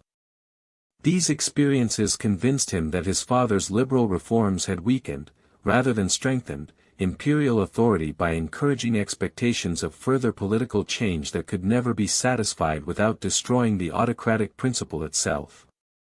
The new emperor's first proclamation, issued within hours of his father's death, announced his intention to maintain faith in the strength and truth of autocratic power, while rejecting any limitations on imperial authority that might have been contemplated during the previous reign. The reversal of Alexander II's tentative steps toward constitutional government began immediately with the dismissal of Mikhail Loris-Melnikov and the abandonment of his proposed reforms that would have allowed elected representatives to participate in legislative discussions. Alexander III's rejection of these proposals reflected his conviction that any sharing of power with representative bodies would inevitably lead to further concessions that would ultimately destroy autocratic rule. The emperor's decision to appoint Konstantin Pobedonostsev as his chief advisor demonstrated his commitment to a fundamentally different approach to governance, based on the strengthening rather than limitation of imperial authority. Pobedonostsev's influence over Alexander III extended far beyond his formal position as procurator of the Holy Synod, encompassing virtually every aspect of domestic policy, and serving as the intellectual architect of the counter-reform program that would characterize the reign. The former law professor possessed a brilliant legal mind and extensive knowledge of European political theory, but his experiences as tutor to the imperial family had convinced him that constitutional government was fundamentally incompatible with Russian conditions and national character. His voluminous correspondence with the democratic processes provided theoretical justification for the authoritarian policies that would follow. The counter-reform program implemented during Alexander III's reign involved the systematic reversal of many judicial, educational, and administrative changes that had been introduced during the previous decades. The law of August 14, 1881 established the system of exceptional measures that allowed provincial governors to declare states of emergency, suspend normal legal procedures, and impose administrative punishments without judicial review. This legislation effectively eliminated the independence of the court system in cases involving political crimes, returning to the administrative justice that had characterized Russian governance before the judicial reforms of 1864. The measure's broad application meant that large portions of the empire operated under emergency law for extended periods, creating an atmosphere of arbitrary rule that discouraged political opposition while undermining the rule of law. The restriction of jury trials represented one of the most significant reversals of Alexander II's judicial reforms, eliminating the participation of ordinary citizens in the administration of justice for a wide range of criminal cases. The government's justification for this change emphasized the alleged incompetence of peasant jurors and their susceptibility to emotional appeals that prevented proper application of legal principles. However, the reform's actual purpose involved ensuring that political cases would be decided by government-appointed judges rather than independent juries that might prove sympathetic to revolutionary defendants. The restriction of jury trials to minor civil cases effectively eliminated popular participation in the judicial system while returning control over criminal justice to administrative officials. The strengthening of the Zemstvo system's supervision by government-appointed officials represented another significant retreat from the local self-government that had been established during the reform era. The appointment of land captains in 1889, drawn exclusively from the hereditary nobility and granted extensive administrative and judicial powers over peasant communities, effectively eliminated peasant participation in local governance while restoring aristocratic control over rural administration. These officials possessed the authority to overturn Zemstvo decisions, impose fines and imprisonment on peasants, and intervene in virtually every aspect of village life, creating a system of paternalistic control that treated the rural population as permanently requiring supervision and guidance. The educational counter-reforms implemented during Alexander III reflected the government's determination to eliminate the sources of revolutionary ideology while ensuring that education served to strengthen rather than question existing social and political arrangements. The University Statute of 1884 eliminated university autonomy and placed higher education under direct government control, with rectors and professors appointed by the Ministry of Education rather than elected by academic communities. The curriculum was revised to emphasize classical languages and literature, while reducing instruction in natural sciences and contemporary European thought that might encourage critical thinking about social and political issues. The introduction of higher tuition fees and stricter admission requirements effectively limited university education to the wealthy while excluding students from lower social classes who had provided much of the revolutionary movement's membership. The famous circular of 1887, known as the Cook's Children Decree, explicitly prohibited the admission to secondary schools of children from families engaged in domestic service, small trade, or other occupations deemed inappropriate for advanced education. This measure reflected the government's belief that social mobility through education had contributed to revolutionary unrest by creating a class of educated individuals who lacked appropriate employment opportunities and turned to political opposition. The restriction of educational opportunities to children of established social classes was intended to maintain social stability while ensuring that education reinforced rather than challenged existing hierarchies. The implementation of Russification policies throughout the empire represented Alexander III's most systematic attempt to create cultural and linguistic uniformity that would strengthen imperial control while eliminating alternative sources of identity and loyalty. The emperor's conviction that ethnic diversity weakened imperial unity led to comprehensive programs designed to suppress minority languages, religions, and cultural institutions while promoting Russian language, Orthodox Christianity, and imperial patriotism. These policies affected millions of non-Russian subjects and created tensions that would persist throughout the remainder of the imperial period. The Russification of Poland involved the systematic elimination of Polish cultural and educational institutions that had survived the suppression of the 1863 rebellion. The University of Warsaw, which had been allowed to reopen after the revolt suppression, was closed permanently and replaced by a Russian institution that conducted all instruction in Russian language. Polish secondary schools were placed under Russian administration, with Polish teachers replaced by Russian educators, who were required to conduct classes in Russian and emphasize Russian rather than Polish history and literature.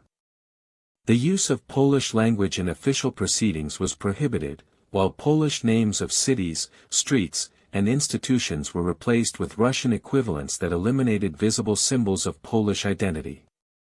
The Catholic Church in Poland faced particularly severe restrictions designed to reduce its influence over Polish society while promoting Orthodox Christianity as the preferred religion of the empire.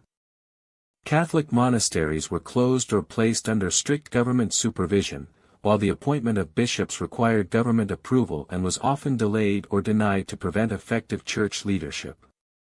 The construction of new Catholic churches was prohibited in many regions, while existing churches were required to conduct services according to government-approved liturgies that eliminated references to Polish national identity or political independence. A conversion of Poles to Orthodox Christianity was actively encouraged through financial incentives and preferential treatment in government employment. The Baltic provinces of Estonia, Livonia, and Kurland experienced comprehensive Russification programs that eliminated the German cultural and administrative dominance that had characterized these regions since the medieval period. The German language schools that had provided education for both German and Estonian populations were required to conduct instruction in Russian, while German teachers were replaced by Russian educators who often lacked knowledge of local conditions and languages.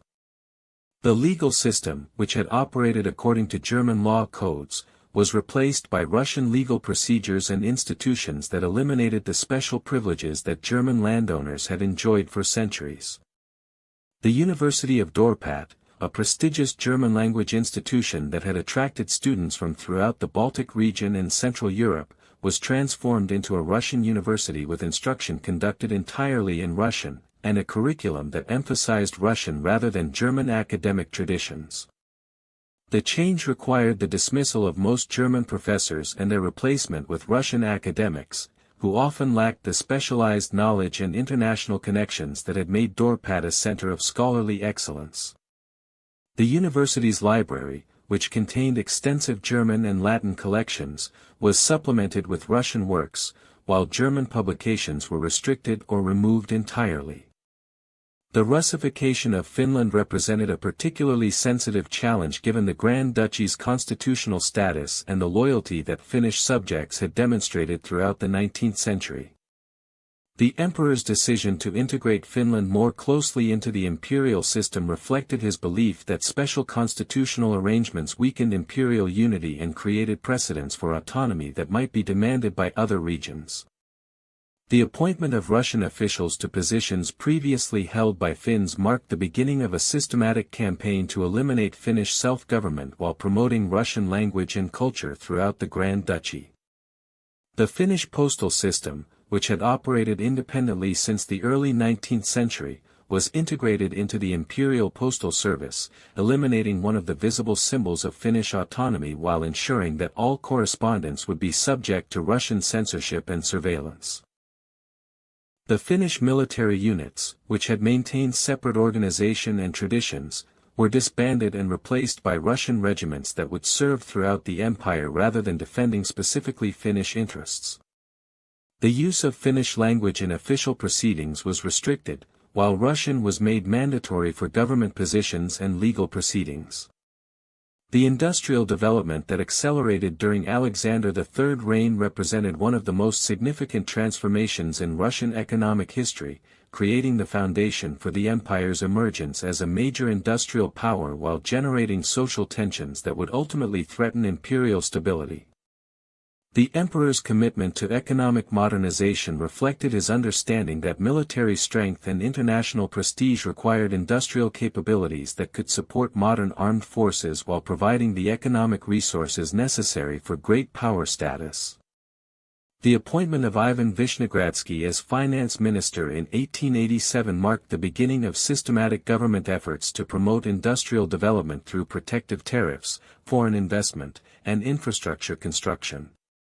The protective tariff of 1891 represented the most comprehensive attempt to promote Russian industrial development through trade policy, imposing substantial duties on imported manufactured goods while encouraging domestic production.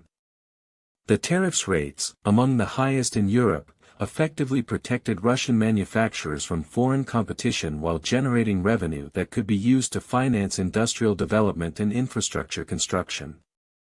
The policy's implementation required careful coordination with foreign policy objectives to avoid retaliatory measures that might damage Russian agricultural exports, which remained essential for maintaining the empire's balance of payments.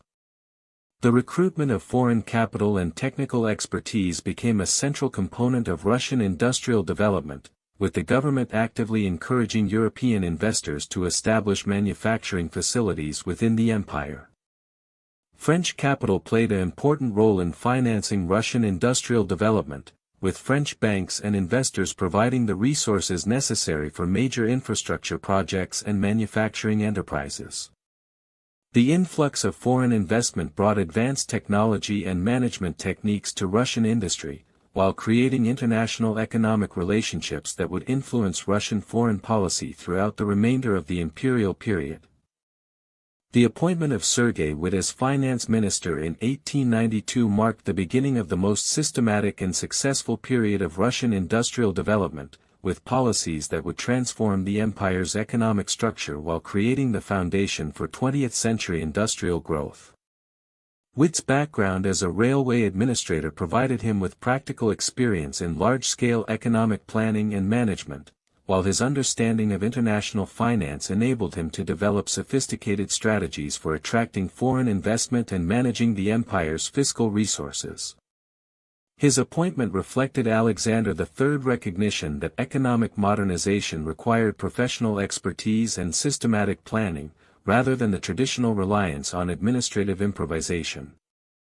The Trans-Siberian Railway project, initiated during Alexander III's reign and continued under Witte's direction, represented the most ambitious infrastructure undertaking in Russian history and one of the greatest engineering achievements of the 19th century.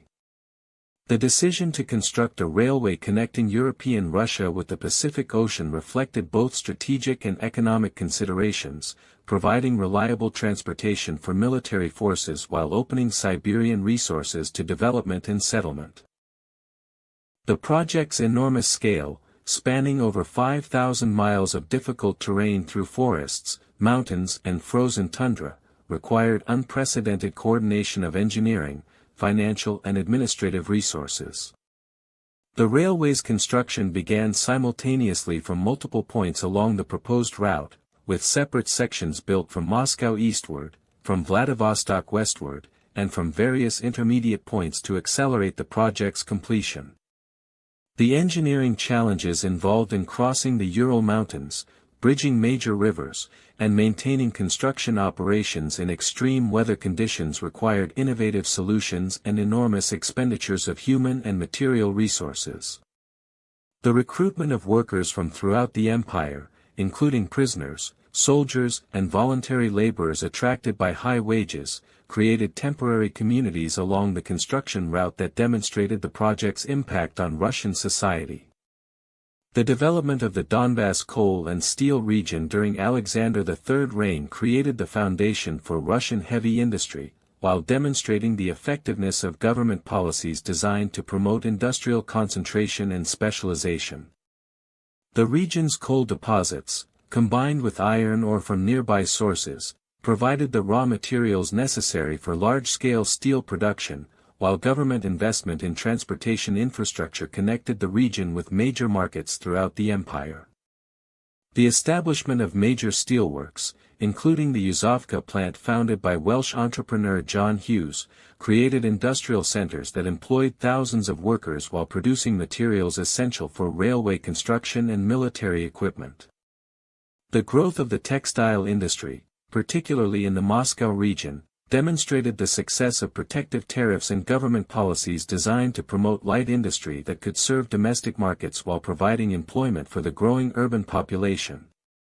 The expansion of cotton textile production, based on imported raw materials and domestic labor, created industrial enterprises that competed successfully with foreign manufacturers while generating profits that could be reinvested in further industrial development. The concentration of textile production in specific regions created industrial centers that attracted workers from rural areas while generating the activity necessary for urban development. The development of anti-Semitic policies during Alexander III's reign represented one of the most shameful aspects of the counter-reform program, reflecting the emperor's willingness to use ethnic and religious prejudice as tools of social control while deflecting popular discontent away from the government and toward vulnerable minority populations. The May Laws of 1882, implemented following a series of pogroms in southern Russia, imposed comprehensive restrictions on Jewish residents' occupation and property ownership that effectively created a system of legal discrimination unprecedented in its scope and severity. These measures reflected the government's belief that Jewish economic activity contributed to peasant poverty and social unrest, while Jewish involvement in revolutionary movements threatened imperial security. The restriction of Jewish residents to the Pale of Settlement, encompassing the western provinces of the empire where Jewish communities had historically been concentrated, prevented Jewish migration to other regions while limiting economic opportunities and creating overcrowding that contributed to poverty and social tensions. The prohibition on Jewish land ownership and agricultural activity eliminated traditional occupations while forcing Jewish communities to concentrate in trade and crafts that often brought them to conflict with Christian competitors. The limitation of Jewish access to higher education through quota systems prevented the development of professional careers while creating resentment among educated Jewish youth who found their aspirations blocked by discriminatory policies. The state-sponsored pogroms that occurred during Alexander III's reign represented the most violent manifestation of official anti-Semitic policy, with government authorities either organizing attacks on Jewish communities or deliberately failing to prevent violence that they could have easily suppressed. The pogroms in Kashineia, Odessa, and other cities involved systematic destruction of Jewish property, assault and murder of Jewish residents, and the displacement of entire communities that had existed for generations. The government's response to these events typically involved blaming Jewish victims for provoking Christian anger while failing to prosecute those responsible for the violence. The economic impact of anti-Semitic policies extended beyond their direct effects on Jewish communities to influence the broader development of Russian commerce and industry. The exclusion of Jewish entrepreneurs from many economic activities eliminated sources of capital and expertise that might have contributed to industrial development, while the restriction of Jewish residents prevented the development of commercial networks that could have facilitated trade and investment. The international criticism that Russian anti-Semitic policies generated damaged the empire's reputation while complicating diplomatic relationships with European powers that had substantial Jewish populations. The use of anti-Semitic propaganda as a tool of social control reflected the government's systematic attempt to channel popular discontent towards minority populations while deflecting criticism from imperial policies and social conditions. The publication of anti-Semitic literature, including fabricated accounts of Jewish ritual murder and economic exploitation, created an atmosphere of suspicion and hatred that could be mobilized to support government policies while preventing the development of broader social criticism. The promotion of anti-Semitic attitudes among the Orthodox clergy and conservative intellectuals provided ideological justification for discriminatory policies while presenting anti-Semitism as a patriotic and religious duty. The industrial development that accelerated during Alexander III's reign created new social tensions and labor conflicts that would ultimately threaten the stability that the counter-reform program was designed to maintain. The concentration of workers in industrial centers created communities with shared interests and grievances that could be organized for collective action, while the harsh working conditions and low wages that characterized early Russian industrialization generated resentment that revolutionary organizations could exploit. The government's response to labor unrest typically involved the use of military force and administrative punishment rather than attempts to address underlying economic grievances. The Morozov strike of 1885 at a textile factory near Moscow demonstrated both the potential for organized labor action and the government's determination to suppress worker protests through force and legal penalties. The strike, involving over 8,000 workers protesting wage cuts and harsh working conditions, required military intervention to suppress while resulting in the arrest and trial of strike leaders who were prosecuted for criminal conspiracy. The government's response to the strike included both repressive measures against worker organizations and limited labor legislation that established minimum standards for working conditions while prohibiting the formation of independent labor unions. The death of Alexander III on November 1, 1894, at the relatively young age of 49, thrust his eldest son Nicholas onto the throne at a moment when the Russian Empire required strong, decisive leadership to navigate the mounting challenges of modernization, social unrest and international competition. The new emperor, at 26 years of age, possessed neither the imposing physical presence nor the iron will that had characterized his father's reign. Standing 5 feet 7 inches tall with a slight build, Nicholas II appeared almost fragile compared to his massive predecessor, while his gentle blue eyes and neatly trimmed beard conveyed an impression of sensitivity that would prove both a personal virtue and a political liability. His preference for quiet family life over the ceremonial demands of imperial rule reflected a temperament fundamentally unsuited to the autocratic responsibilities he had inherited.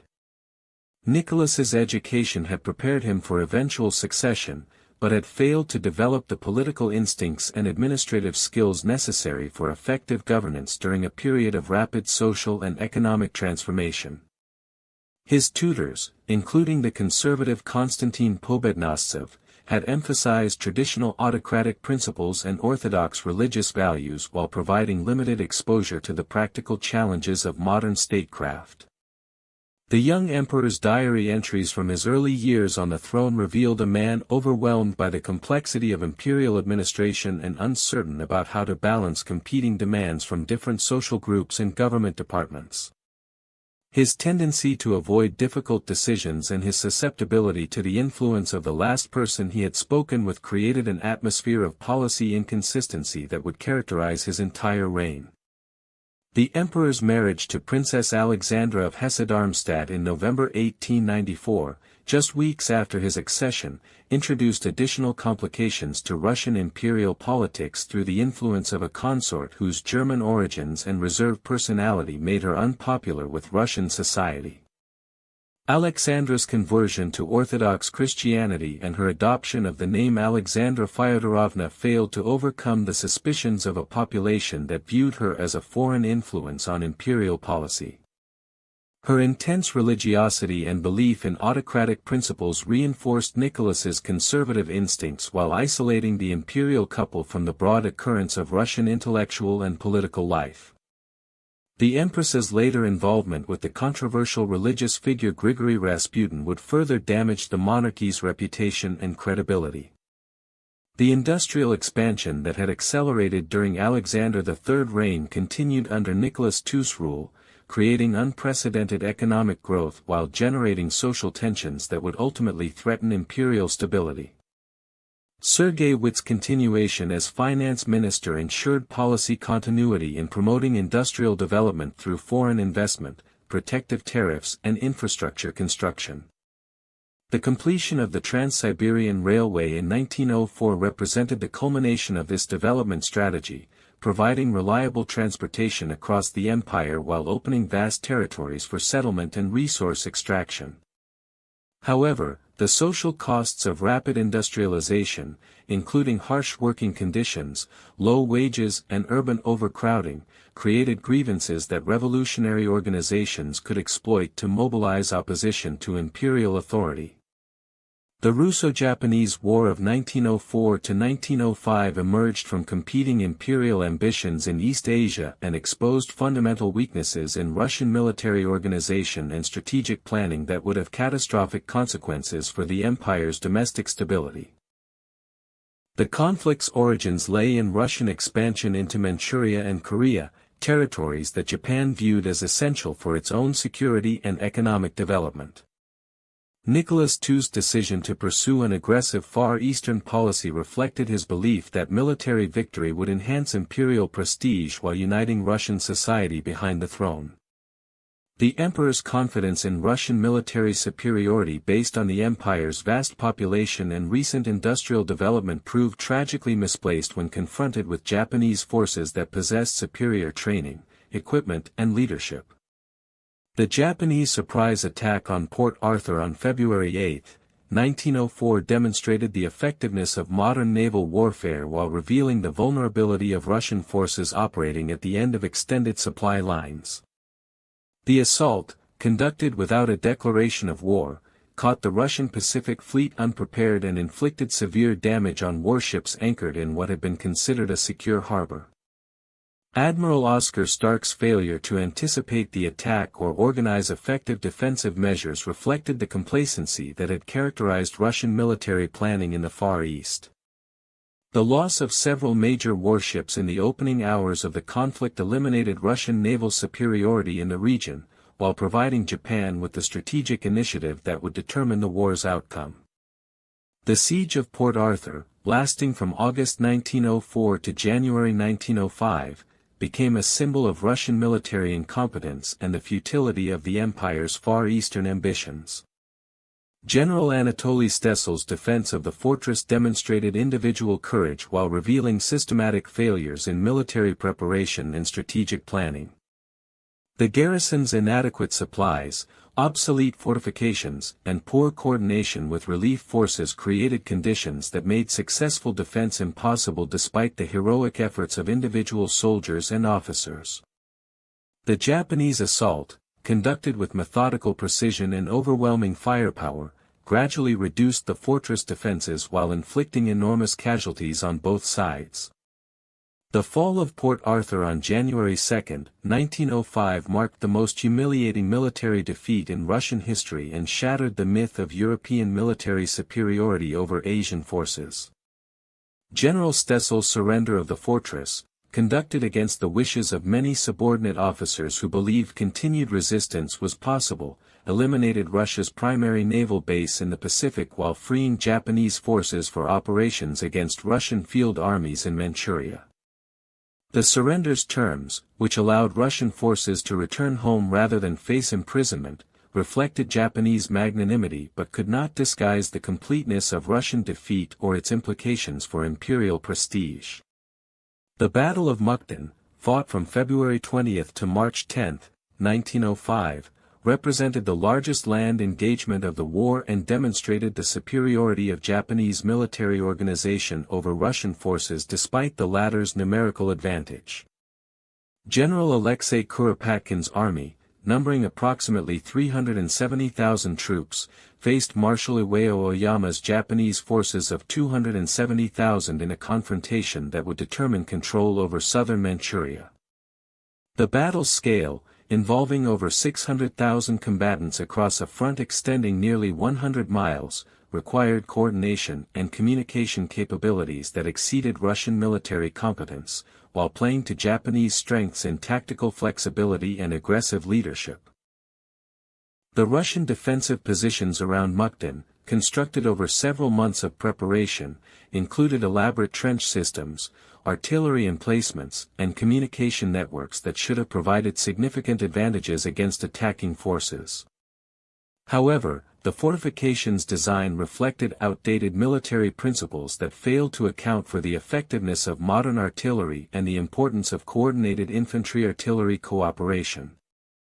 The Japanese assault, launched simultaneously from multiple directions, overwhelmed Russian defensive preparations through superior coordination and the effective use of artillery that had been carefully positioned to support advancing infantry formations. The collapse of Russian resistance at Mukden occurred with shocking rapidity once Japanese forces achieved breakthrough points in the defensive line. The retreat of Russian forces, conducted in bitter cold and deep snow, became a rout that eliminated organized resistance while leaving behind enormous quantities of military equipment and supplies. Kuropatkin's inability to maintain unit cohesion during the withdrawal reflected fundamental weaknesses in Russian military training and leadership that had been concealed by previous victories against less capable opponents. The battle's aftermath left over 90,000 Russian casualties on the field, while opening the route to Harbin and the Trans-Siberian Railway to Japanese advance. The destruction of the Russian Baltic Fleet at the Battle of Tsushima on May 27, 1905, provided the final demonstration of Russian military inadequacy and eliminated any possibility of reversing the war's outcome through naval action. Admiral Zinovy Rozhestvensky's fleet, which had sailed halfway around the world to reach the Pacific, represented the Empire's last hope for achieving naval superiority that might enable continued resistance to Japanese demands. The fleet's composition, including obsolete battleships and poorly trained crews, reflected the Russian Navy's fundamental weaknesses while the 7-month voyage had exhausted both men and machinery before the decisive engagement. Admiral Hihikiro Togo's Japanese fleet, positioned to intercept the Russian ships as they approached the Korean Strait, possessed significant advantages in speed, firepower and tactical coordination that would prove decisive in the coming battle. The Japanese vessels, including modern battleships and cruisers built in British shipyards, represented the latest developments in naval technology while their crews had been trained according to the most advanced tactical principles. The positioning of Japanese forces, based on accurate intelligence about Russian movements and intentions, enabled Togo to choose the time and place of engagement while maximizing his fleet's advantages. The battle itself unfolded with devastating efficiency as Japanese gunners, trained to unprecedented levels of accuracy, systematically destroyed Russian ships that proved unable to respond effectively to the concentrated firepower directed against them. The Russian flagship, Knyaz Suvorov, bearing Admiral Rozhestvensky's flag, became the focus of Japanese attention and was reduced to a burning wreck within hours of the engagement's beginning. The admiral's severe wounds sustained early in the battle eliminated effective Russian command and control, while individual ship captains attempted to continue fighting without coordination or strategic direction. The complete destruction of the Russian fleet, with only 3 vessels escaping to neutral ports while the remainder were sunk or captured, marked the end of Russian naval power in the Pacific while demonstrating the futility of continued resistance to Japanese demands. The battle's outcome, achieved with minimal Japanese losses, provided dramatic evidence of the technological and tactical superiority that modern naval forces could achieve over opponents who lacked adequate training and equipment. The capture of Admiral Rozhestvensky and thousands of Russian sailors eliminated experienced naval personnel while providing Japan with valuable intelligence about Russian military capabilities and intentions. The domestic impact of these military disasters proved far more significant than their immediate strategic consequences, as news of repeated defeats undermined popular confidence in the imperial government while providing revolutionary organizations with opportunities to mobilize opposition to autocratic rule.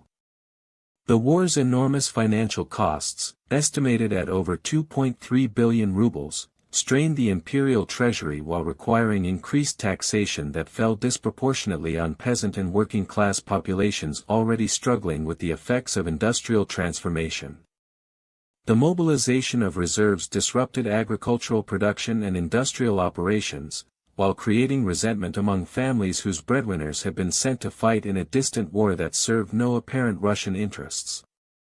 The revolution of 1905 began on January 9 with the Bloody Sunday massacre, when troops fired on peaceful demonstrators led by Father Georgy Gapon who were marching to petition the emperor for relief from economic hardship and political oppression. The procession, numbering over 100,000 workers and their families, carried icons, portraits of the emperor, and petitions requesting improved working conditions, political representation, and an end to the unpopular war. The demonstrators' peaceful intentions and religious character made the government's violent response particularly shocking to Russian society, while the killing of hundreds of unarmed civilians shattered the traditional image of the emperor as the benevolent father of his people. Father Gapon's role in organizing the demonstration reflected the complex relationship between religious authority and political opposition that characterized Russian society during this period. The priest's background as a police informant who had been recruited to channel worker discontent into harmless religious activities demonstrated the government's attempts to control popular movements through infiltration and manipulation. However, Gapon's genuine sympathy for working-class grievances and his belief that the emperor would respond favorably to respectful petitions reflected the persistence of traditional attitudes toward imperial authority even among those who criticized specific government policies. The massacre's immediate aftermath saw the spread of revolutionary activity throughout the empire as news of the government's violence against peaceful petitioners undermined the legitimacy of autocratic rule while providing revolutionary organizations with powerful propaganda tools.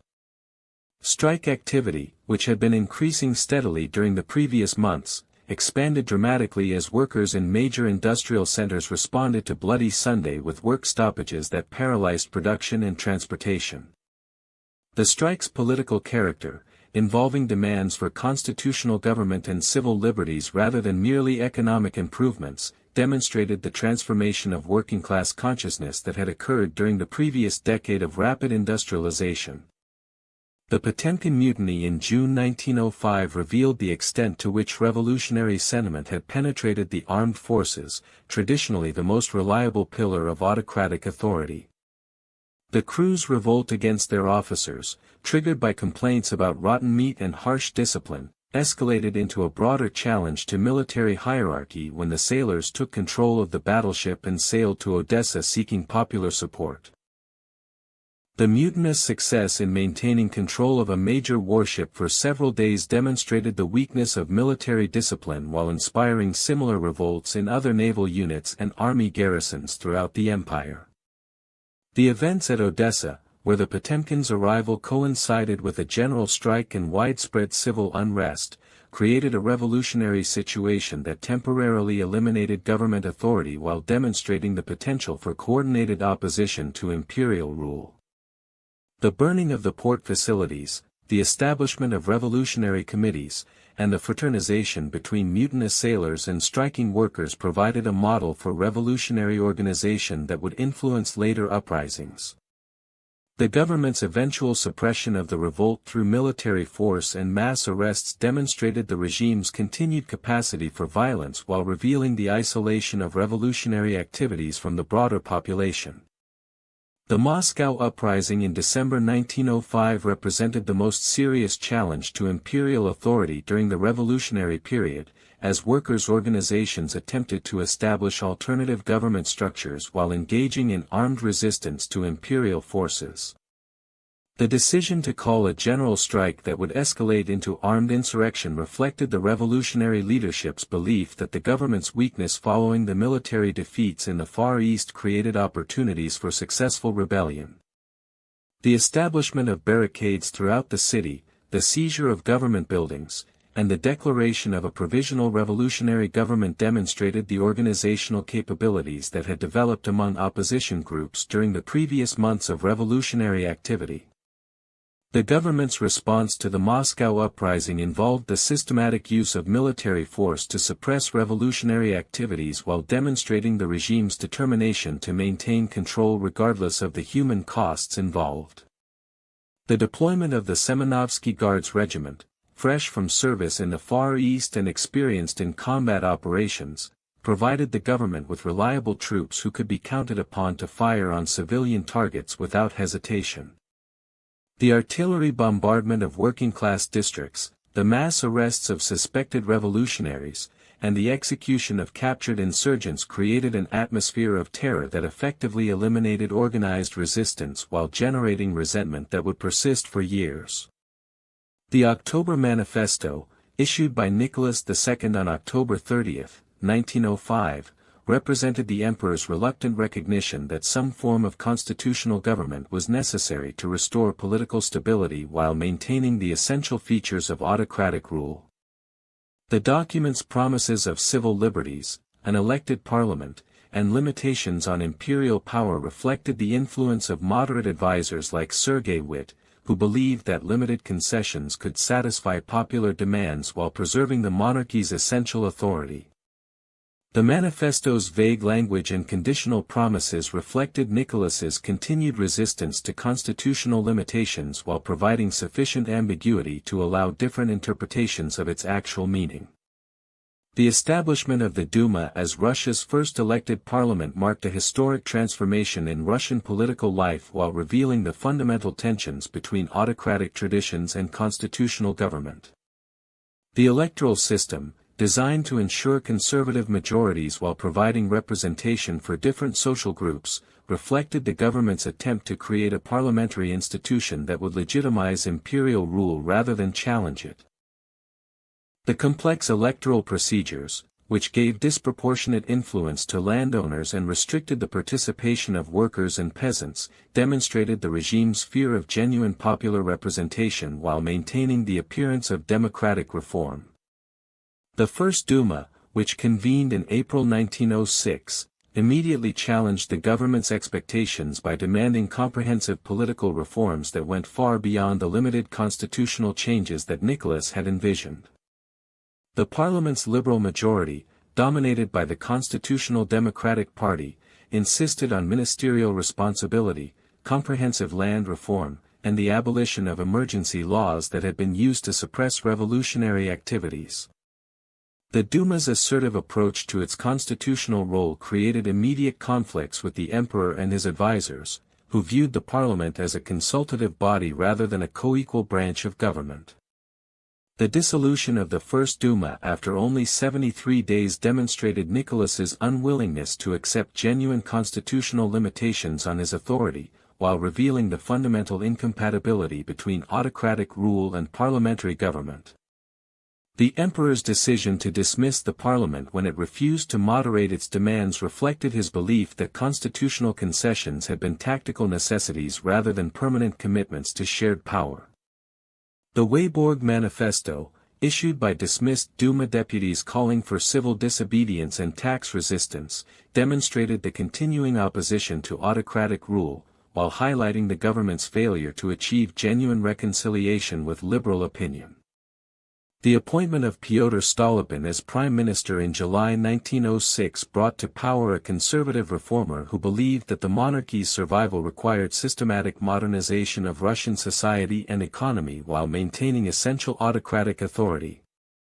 Stolypin's background as a provincial governor, who had successfully suppressed revolutionary activities, provided him with practical experience in dealing with political opposition, while his understanding of agricultural conditions convinced him that land reform was essential for social stability.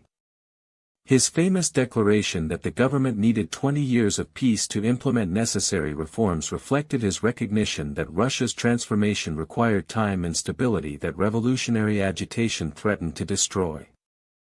Stolypin's agricultural reforms, implemented through Article 87 of the Fundamental Laws while the Duma was not in session, represented the most ambitious attempt to transform Russian rural society since the abolition of serfdom.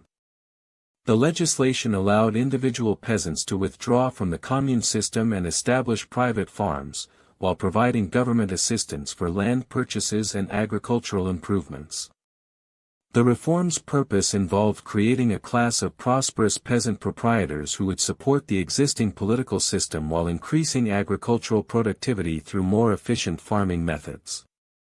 The government's willingness to use extraordinary legislative procedures to implement these changes demonstrated Stolypin's belief that administrative efficiency was more important than niceties. The implementation of the Stolypin reforms created significant social tensions within peasant communities as traditional collective decision-making processes were disrupted by individual decisions to leave the commune system. The peasants who chose to establish private farms, known as separators, often faced hostility from their former neighbors, who viewed their actions as betrayals of community solidarity. The violence that sometimes accompanied the partition of commune lands reflected deeper conflicts about the nature of Russian rural society and the appropriate relationship between individual rights and collective responsibilities.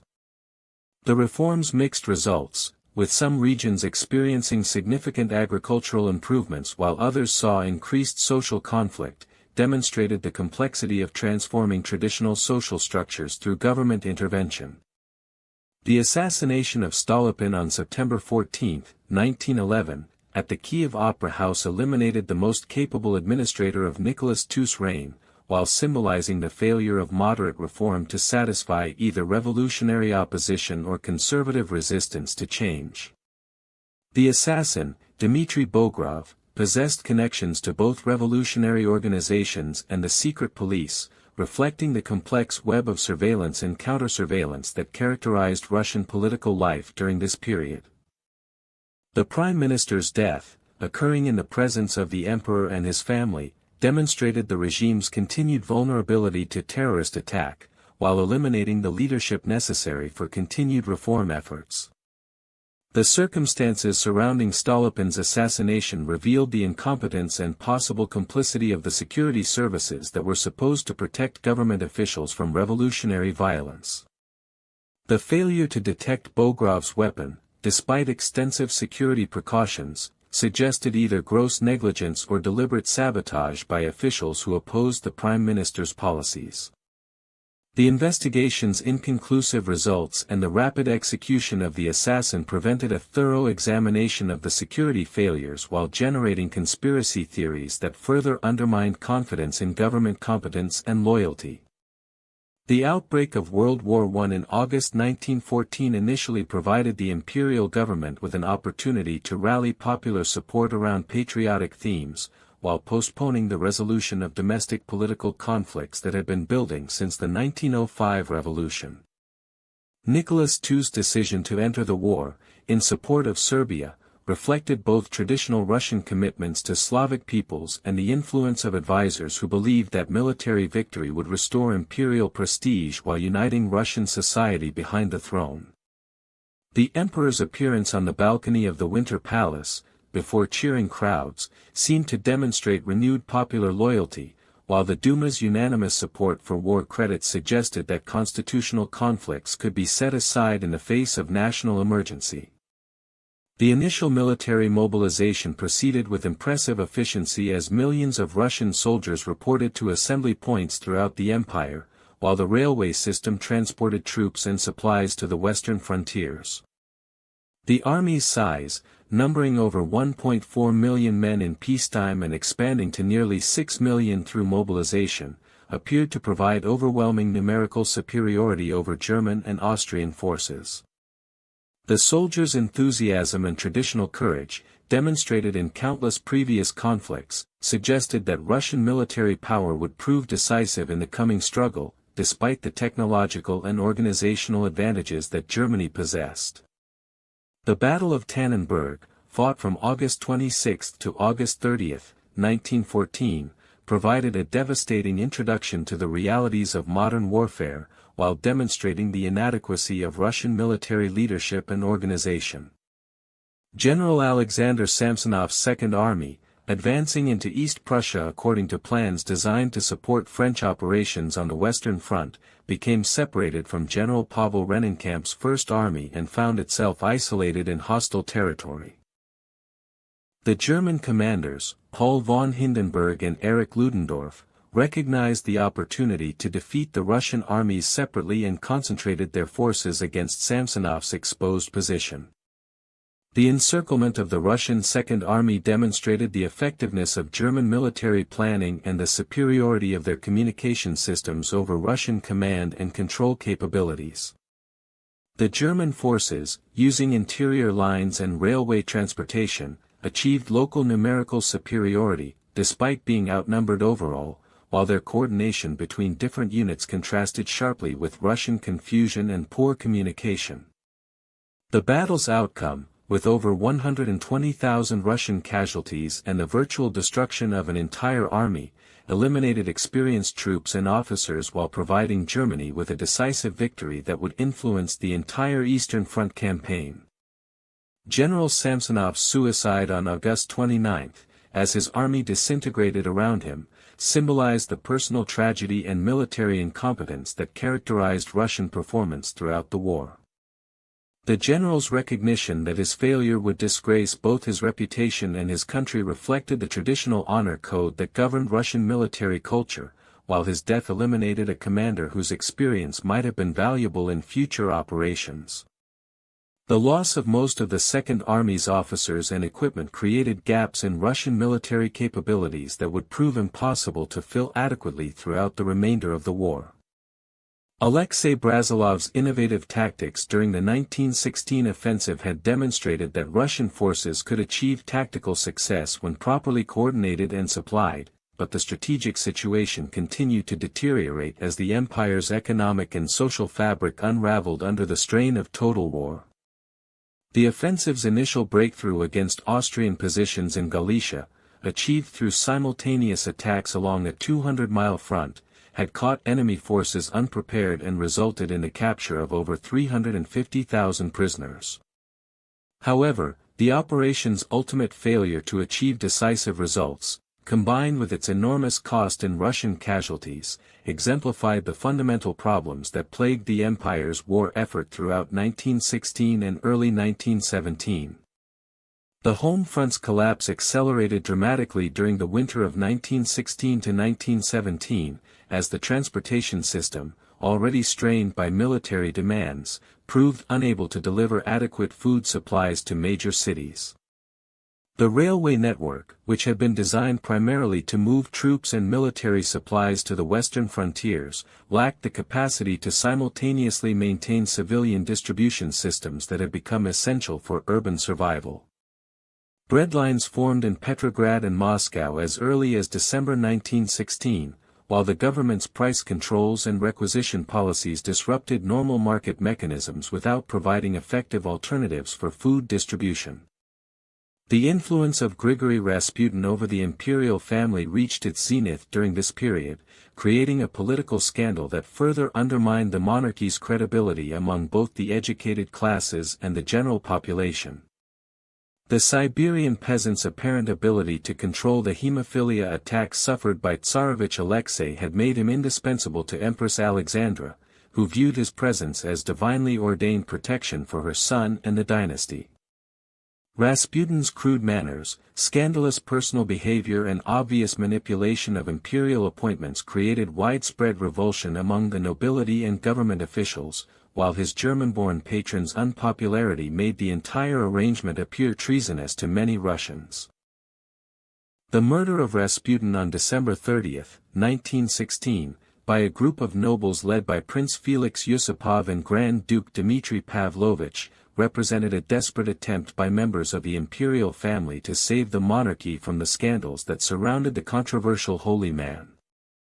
The assassination's brutal nature, involving poison, gunshots and drowning in the Neva River, reflected the killer's determination to eliminate Rasputin permanently while sending a message about the consequences of manipulating imperial authority. However, the murder's aftermath only deepened the imperial family's isolation, as Nicholas II's decision to exile the conspirators rather than reward them for their patriotic service demonstrated his continued inability to understand the political realities surrounding his throne. The February Revolution began on March 8, 1917, with spontaneous demonstrations by women textile workers in Petrograd who were protesting bread shortages and demanding an end to the war that had consumed their husbands and sons. The International Women's Day protests, initially involving only a few thousand participants, quickly expanded as workers from other industries joined the demonstrations while police proved unable or unwilling to disperse the growing crowds. The protesters' demands evolved rapidly from economic grievances to political slogans calling for the abdication of the emperor and the establishment of a republic, reflecting the complete breakdown of popular confidence in imperial authority. The military garrison's refusal to fire on demonstrators marked the decisive moment when the revolution became irreversible, as the troops who had been ordered to suppress the protests instead joined the crowds and turned their weapons against their officers. The Volinsky Regiment's mutiny on March 11 triggered a cascade of military revolts throughout the capital, as many of whom were recent conscripts with little loyalty to the imperial system, recognized that the revolution offered them escape from the brutal discipline and hopeless casualties of continued warfare. The sight of soldiers marching alongside workers while carrying red flags and revolutionary banners demonstrated the complete collapse of military discipline that had been the foundation of autocratic rule.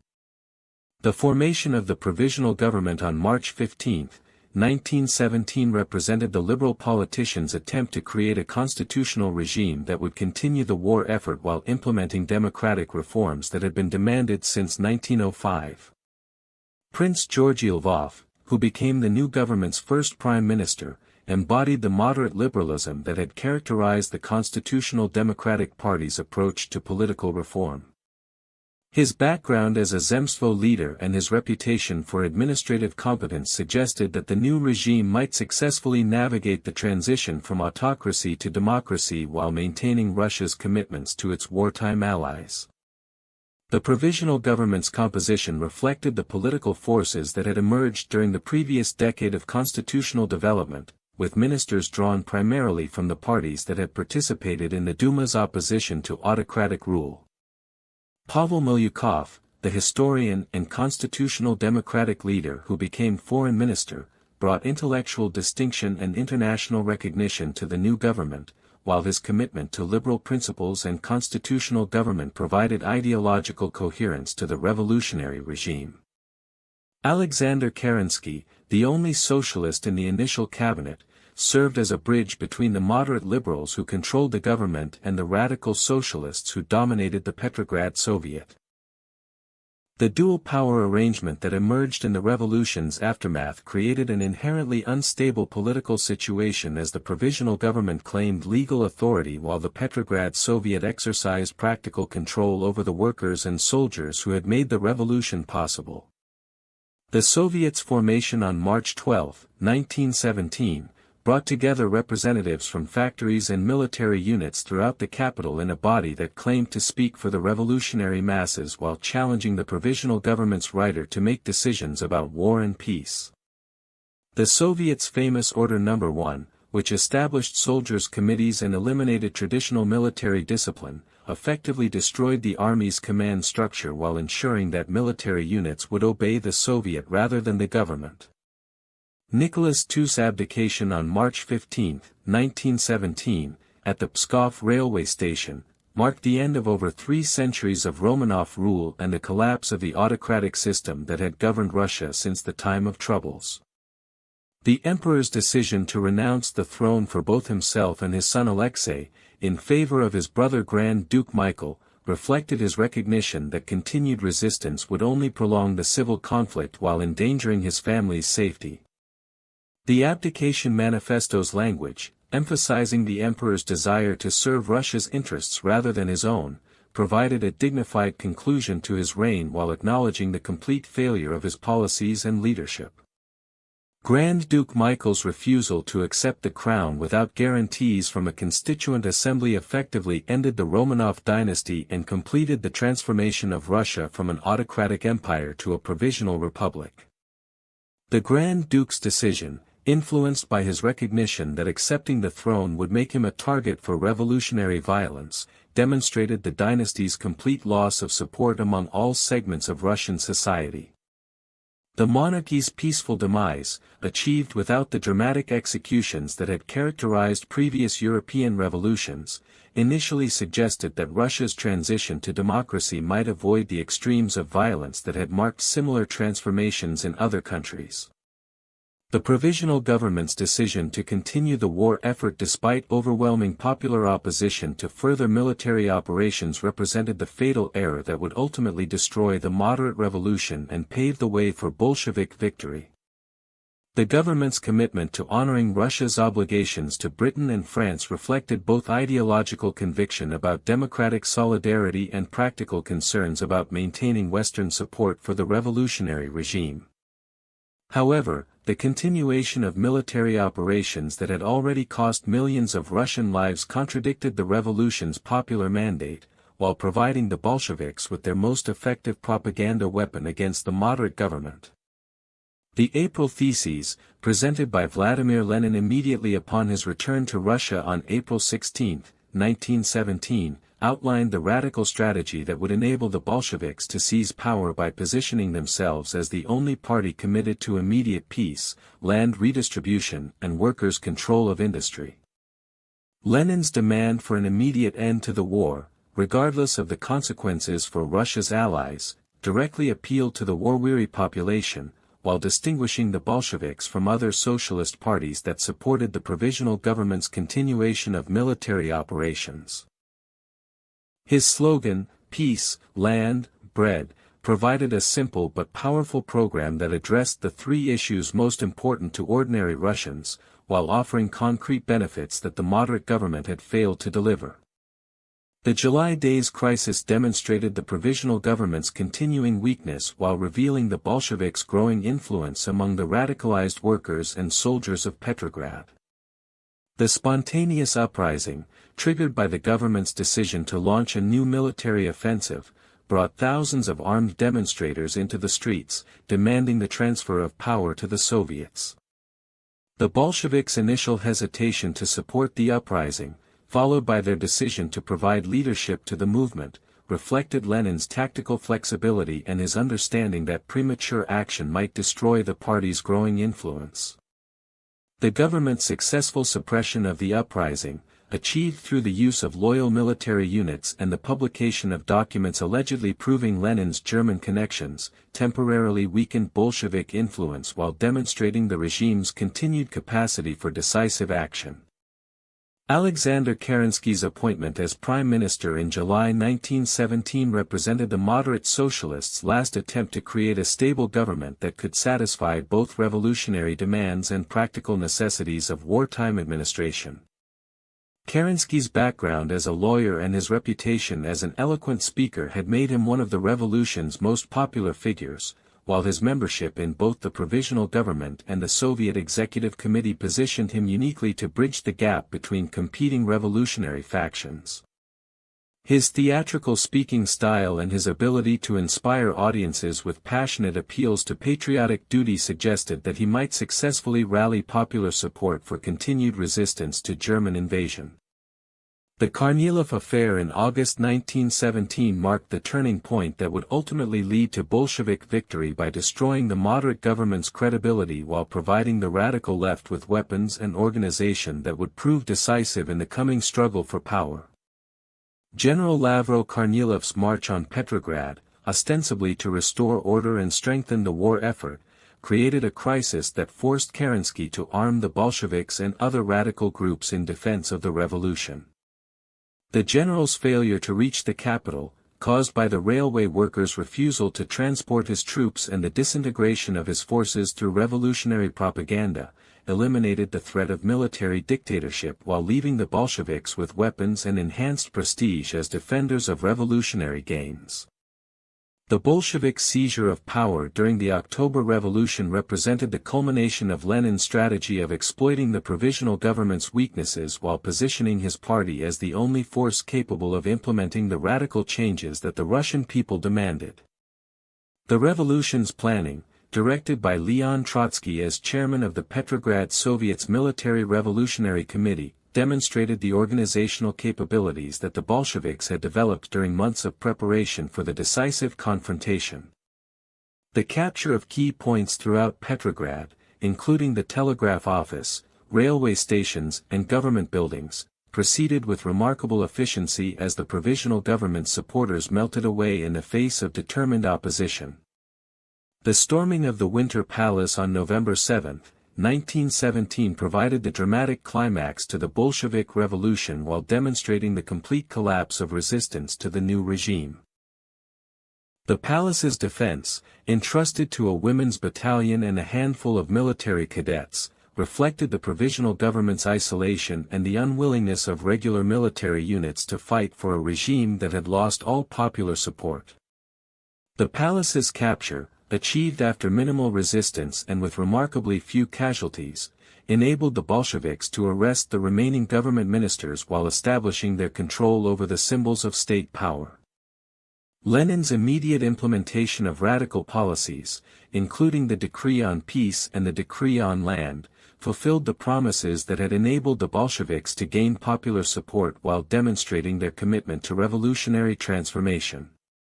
The peace decrees call for immediate negotiations to end the war, without annexations or indemnities, appealed directly to the war-weary population, while challenging the other belligerent powers to accept reasonable terms for ending the conflict. The land decrees' authorization of peasant seizures of noble estates legitimized the rural revolution that had been occurring spontaneously throughout 1917 while ensuring Bolshevik support in the countryside. The dissolution of the Constituent Assembly on January 18, 1918 marked the definitive end of Russia's brief experiment with democratic government and the establishment of Bolshevik dictatorship that would characterize the Soviet system for the next 7 decades.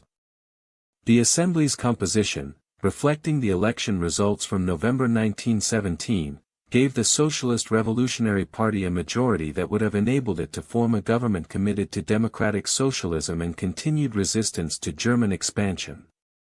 Lenin's decision to disperse the assembly after a single day's session demonstrated his recognition that democratic institutions were incompatible with the revolutionary transformation that he intended to implement. The Treaty of Brest-Litovsk, signed on March 3, 1918, represented the price that the Bolsheviks paid for ending Russian participation in World War I, while revealing the extent of German territorial ambitions in Eastern Europe. The treaty's terms, involving the loss of Poland, the Baltic provinces, Finland and Ukraine, eliminated approximately 1/3 of the Russian Empire's European territory, while depriving the new Soviet state of crucial agricultural and industrial resources. Lenin's acceptance of these humiliating conditions reflected his understanding that the Bolshevik regime's survival depended on ending the war that had destroyed its predecessors, regardless of the territorial costs involved. The outbreak of the Russian Civil War in 1918 created the conditions that would ultimately lead to the murder of the Romanov family, while demonstrating the Bolsheviks' determination to eliminate all potential symbols of counter-revolutionary resistance.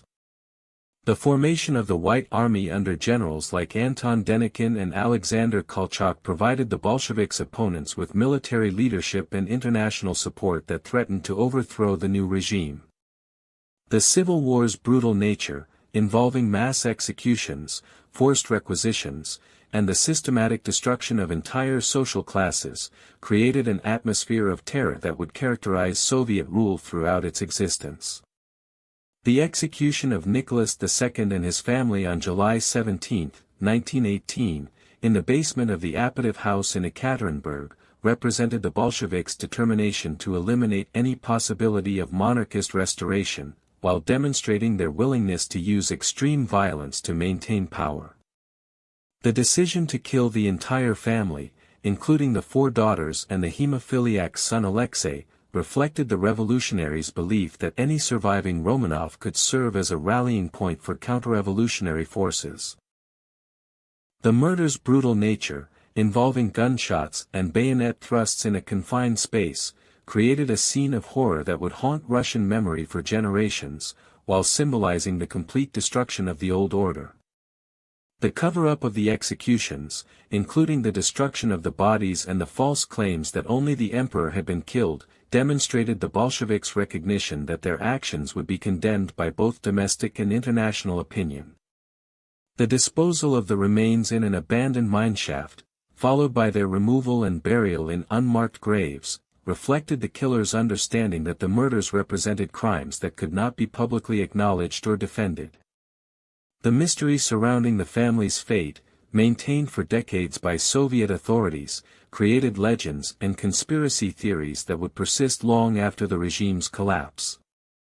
The fall of the Russian Empire represented one of the most significant transformations in world history, ending a political system that had endured for over 4 centuries while creating conditions that would influence global politics throughout the 20th century.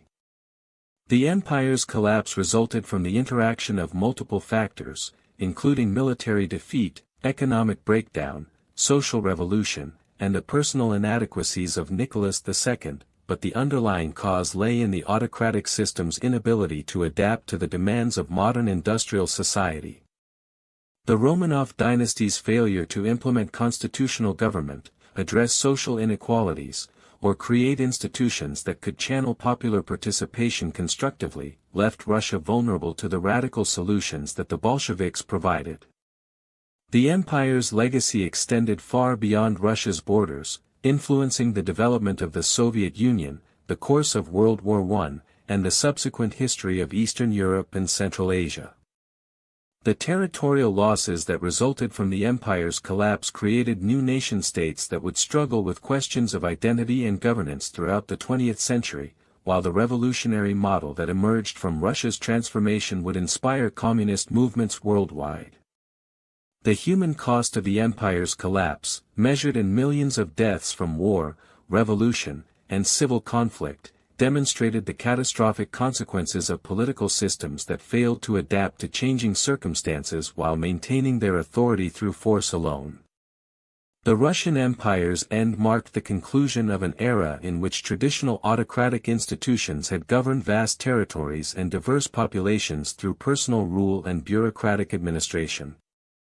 The empire's achievements, including territorial expansion, cultural development, and military power, had made Russia a major factor in European and world politics for over 2 centuries. However, the system's ultimate failure to create sustainable institutions that could survive the challenges of modern warfare and social transformation revealed the fundamental weaknesses that had been concealed by military success and territorial expansion. The Romanov dynasty's tragic fate served as a reminder that political legitimacy in the modern world requires more than historical precedent and traditional authority, demanding instead the creation of institutions that can adapt to changing circumstances while maintaining popular support and effective governance.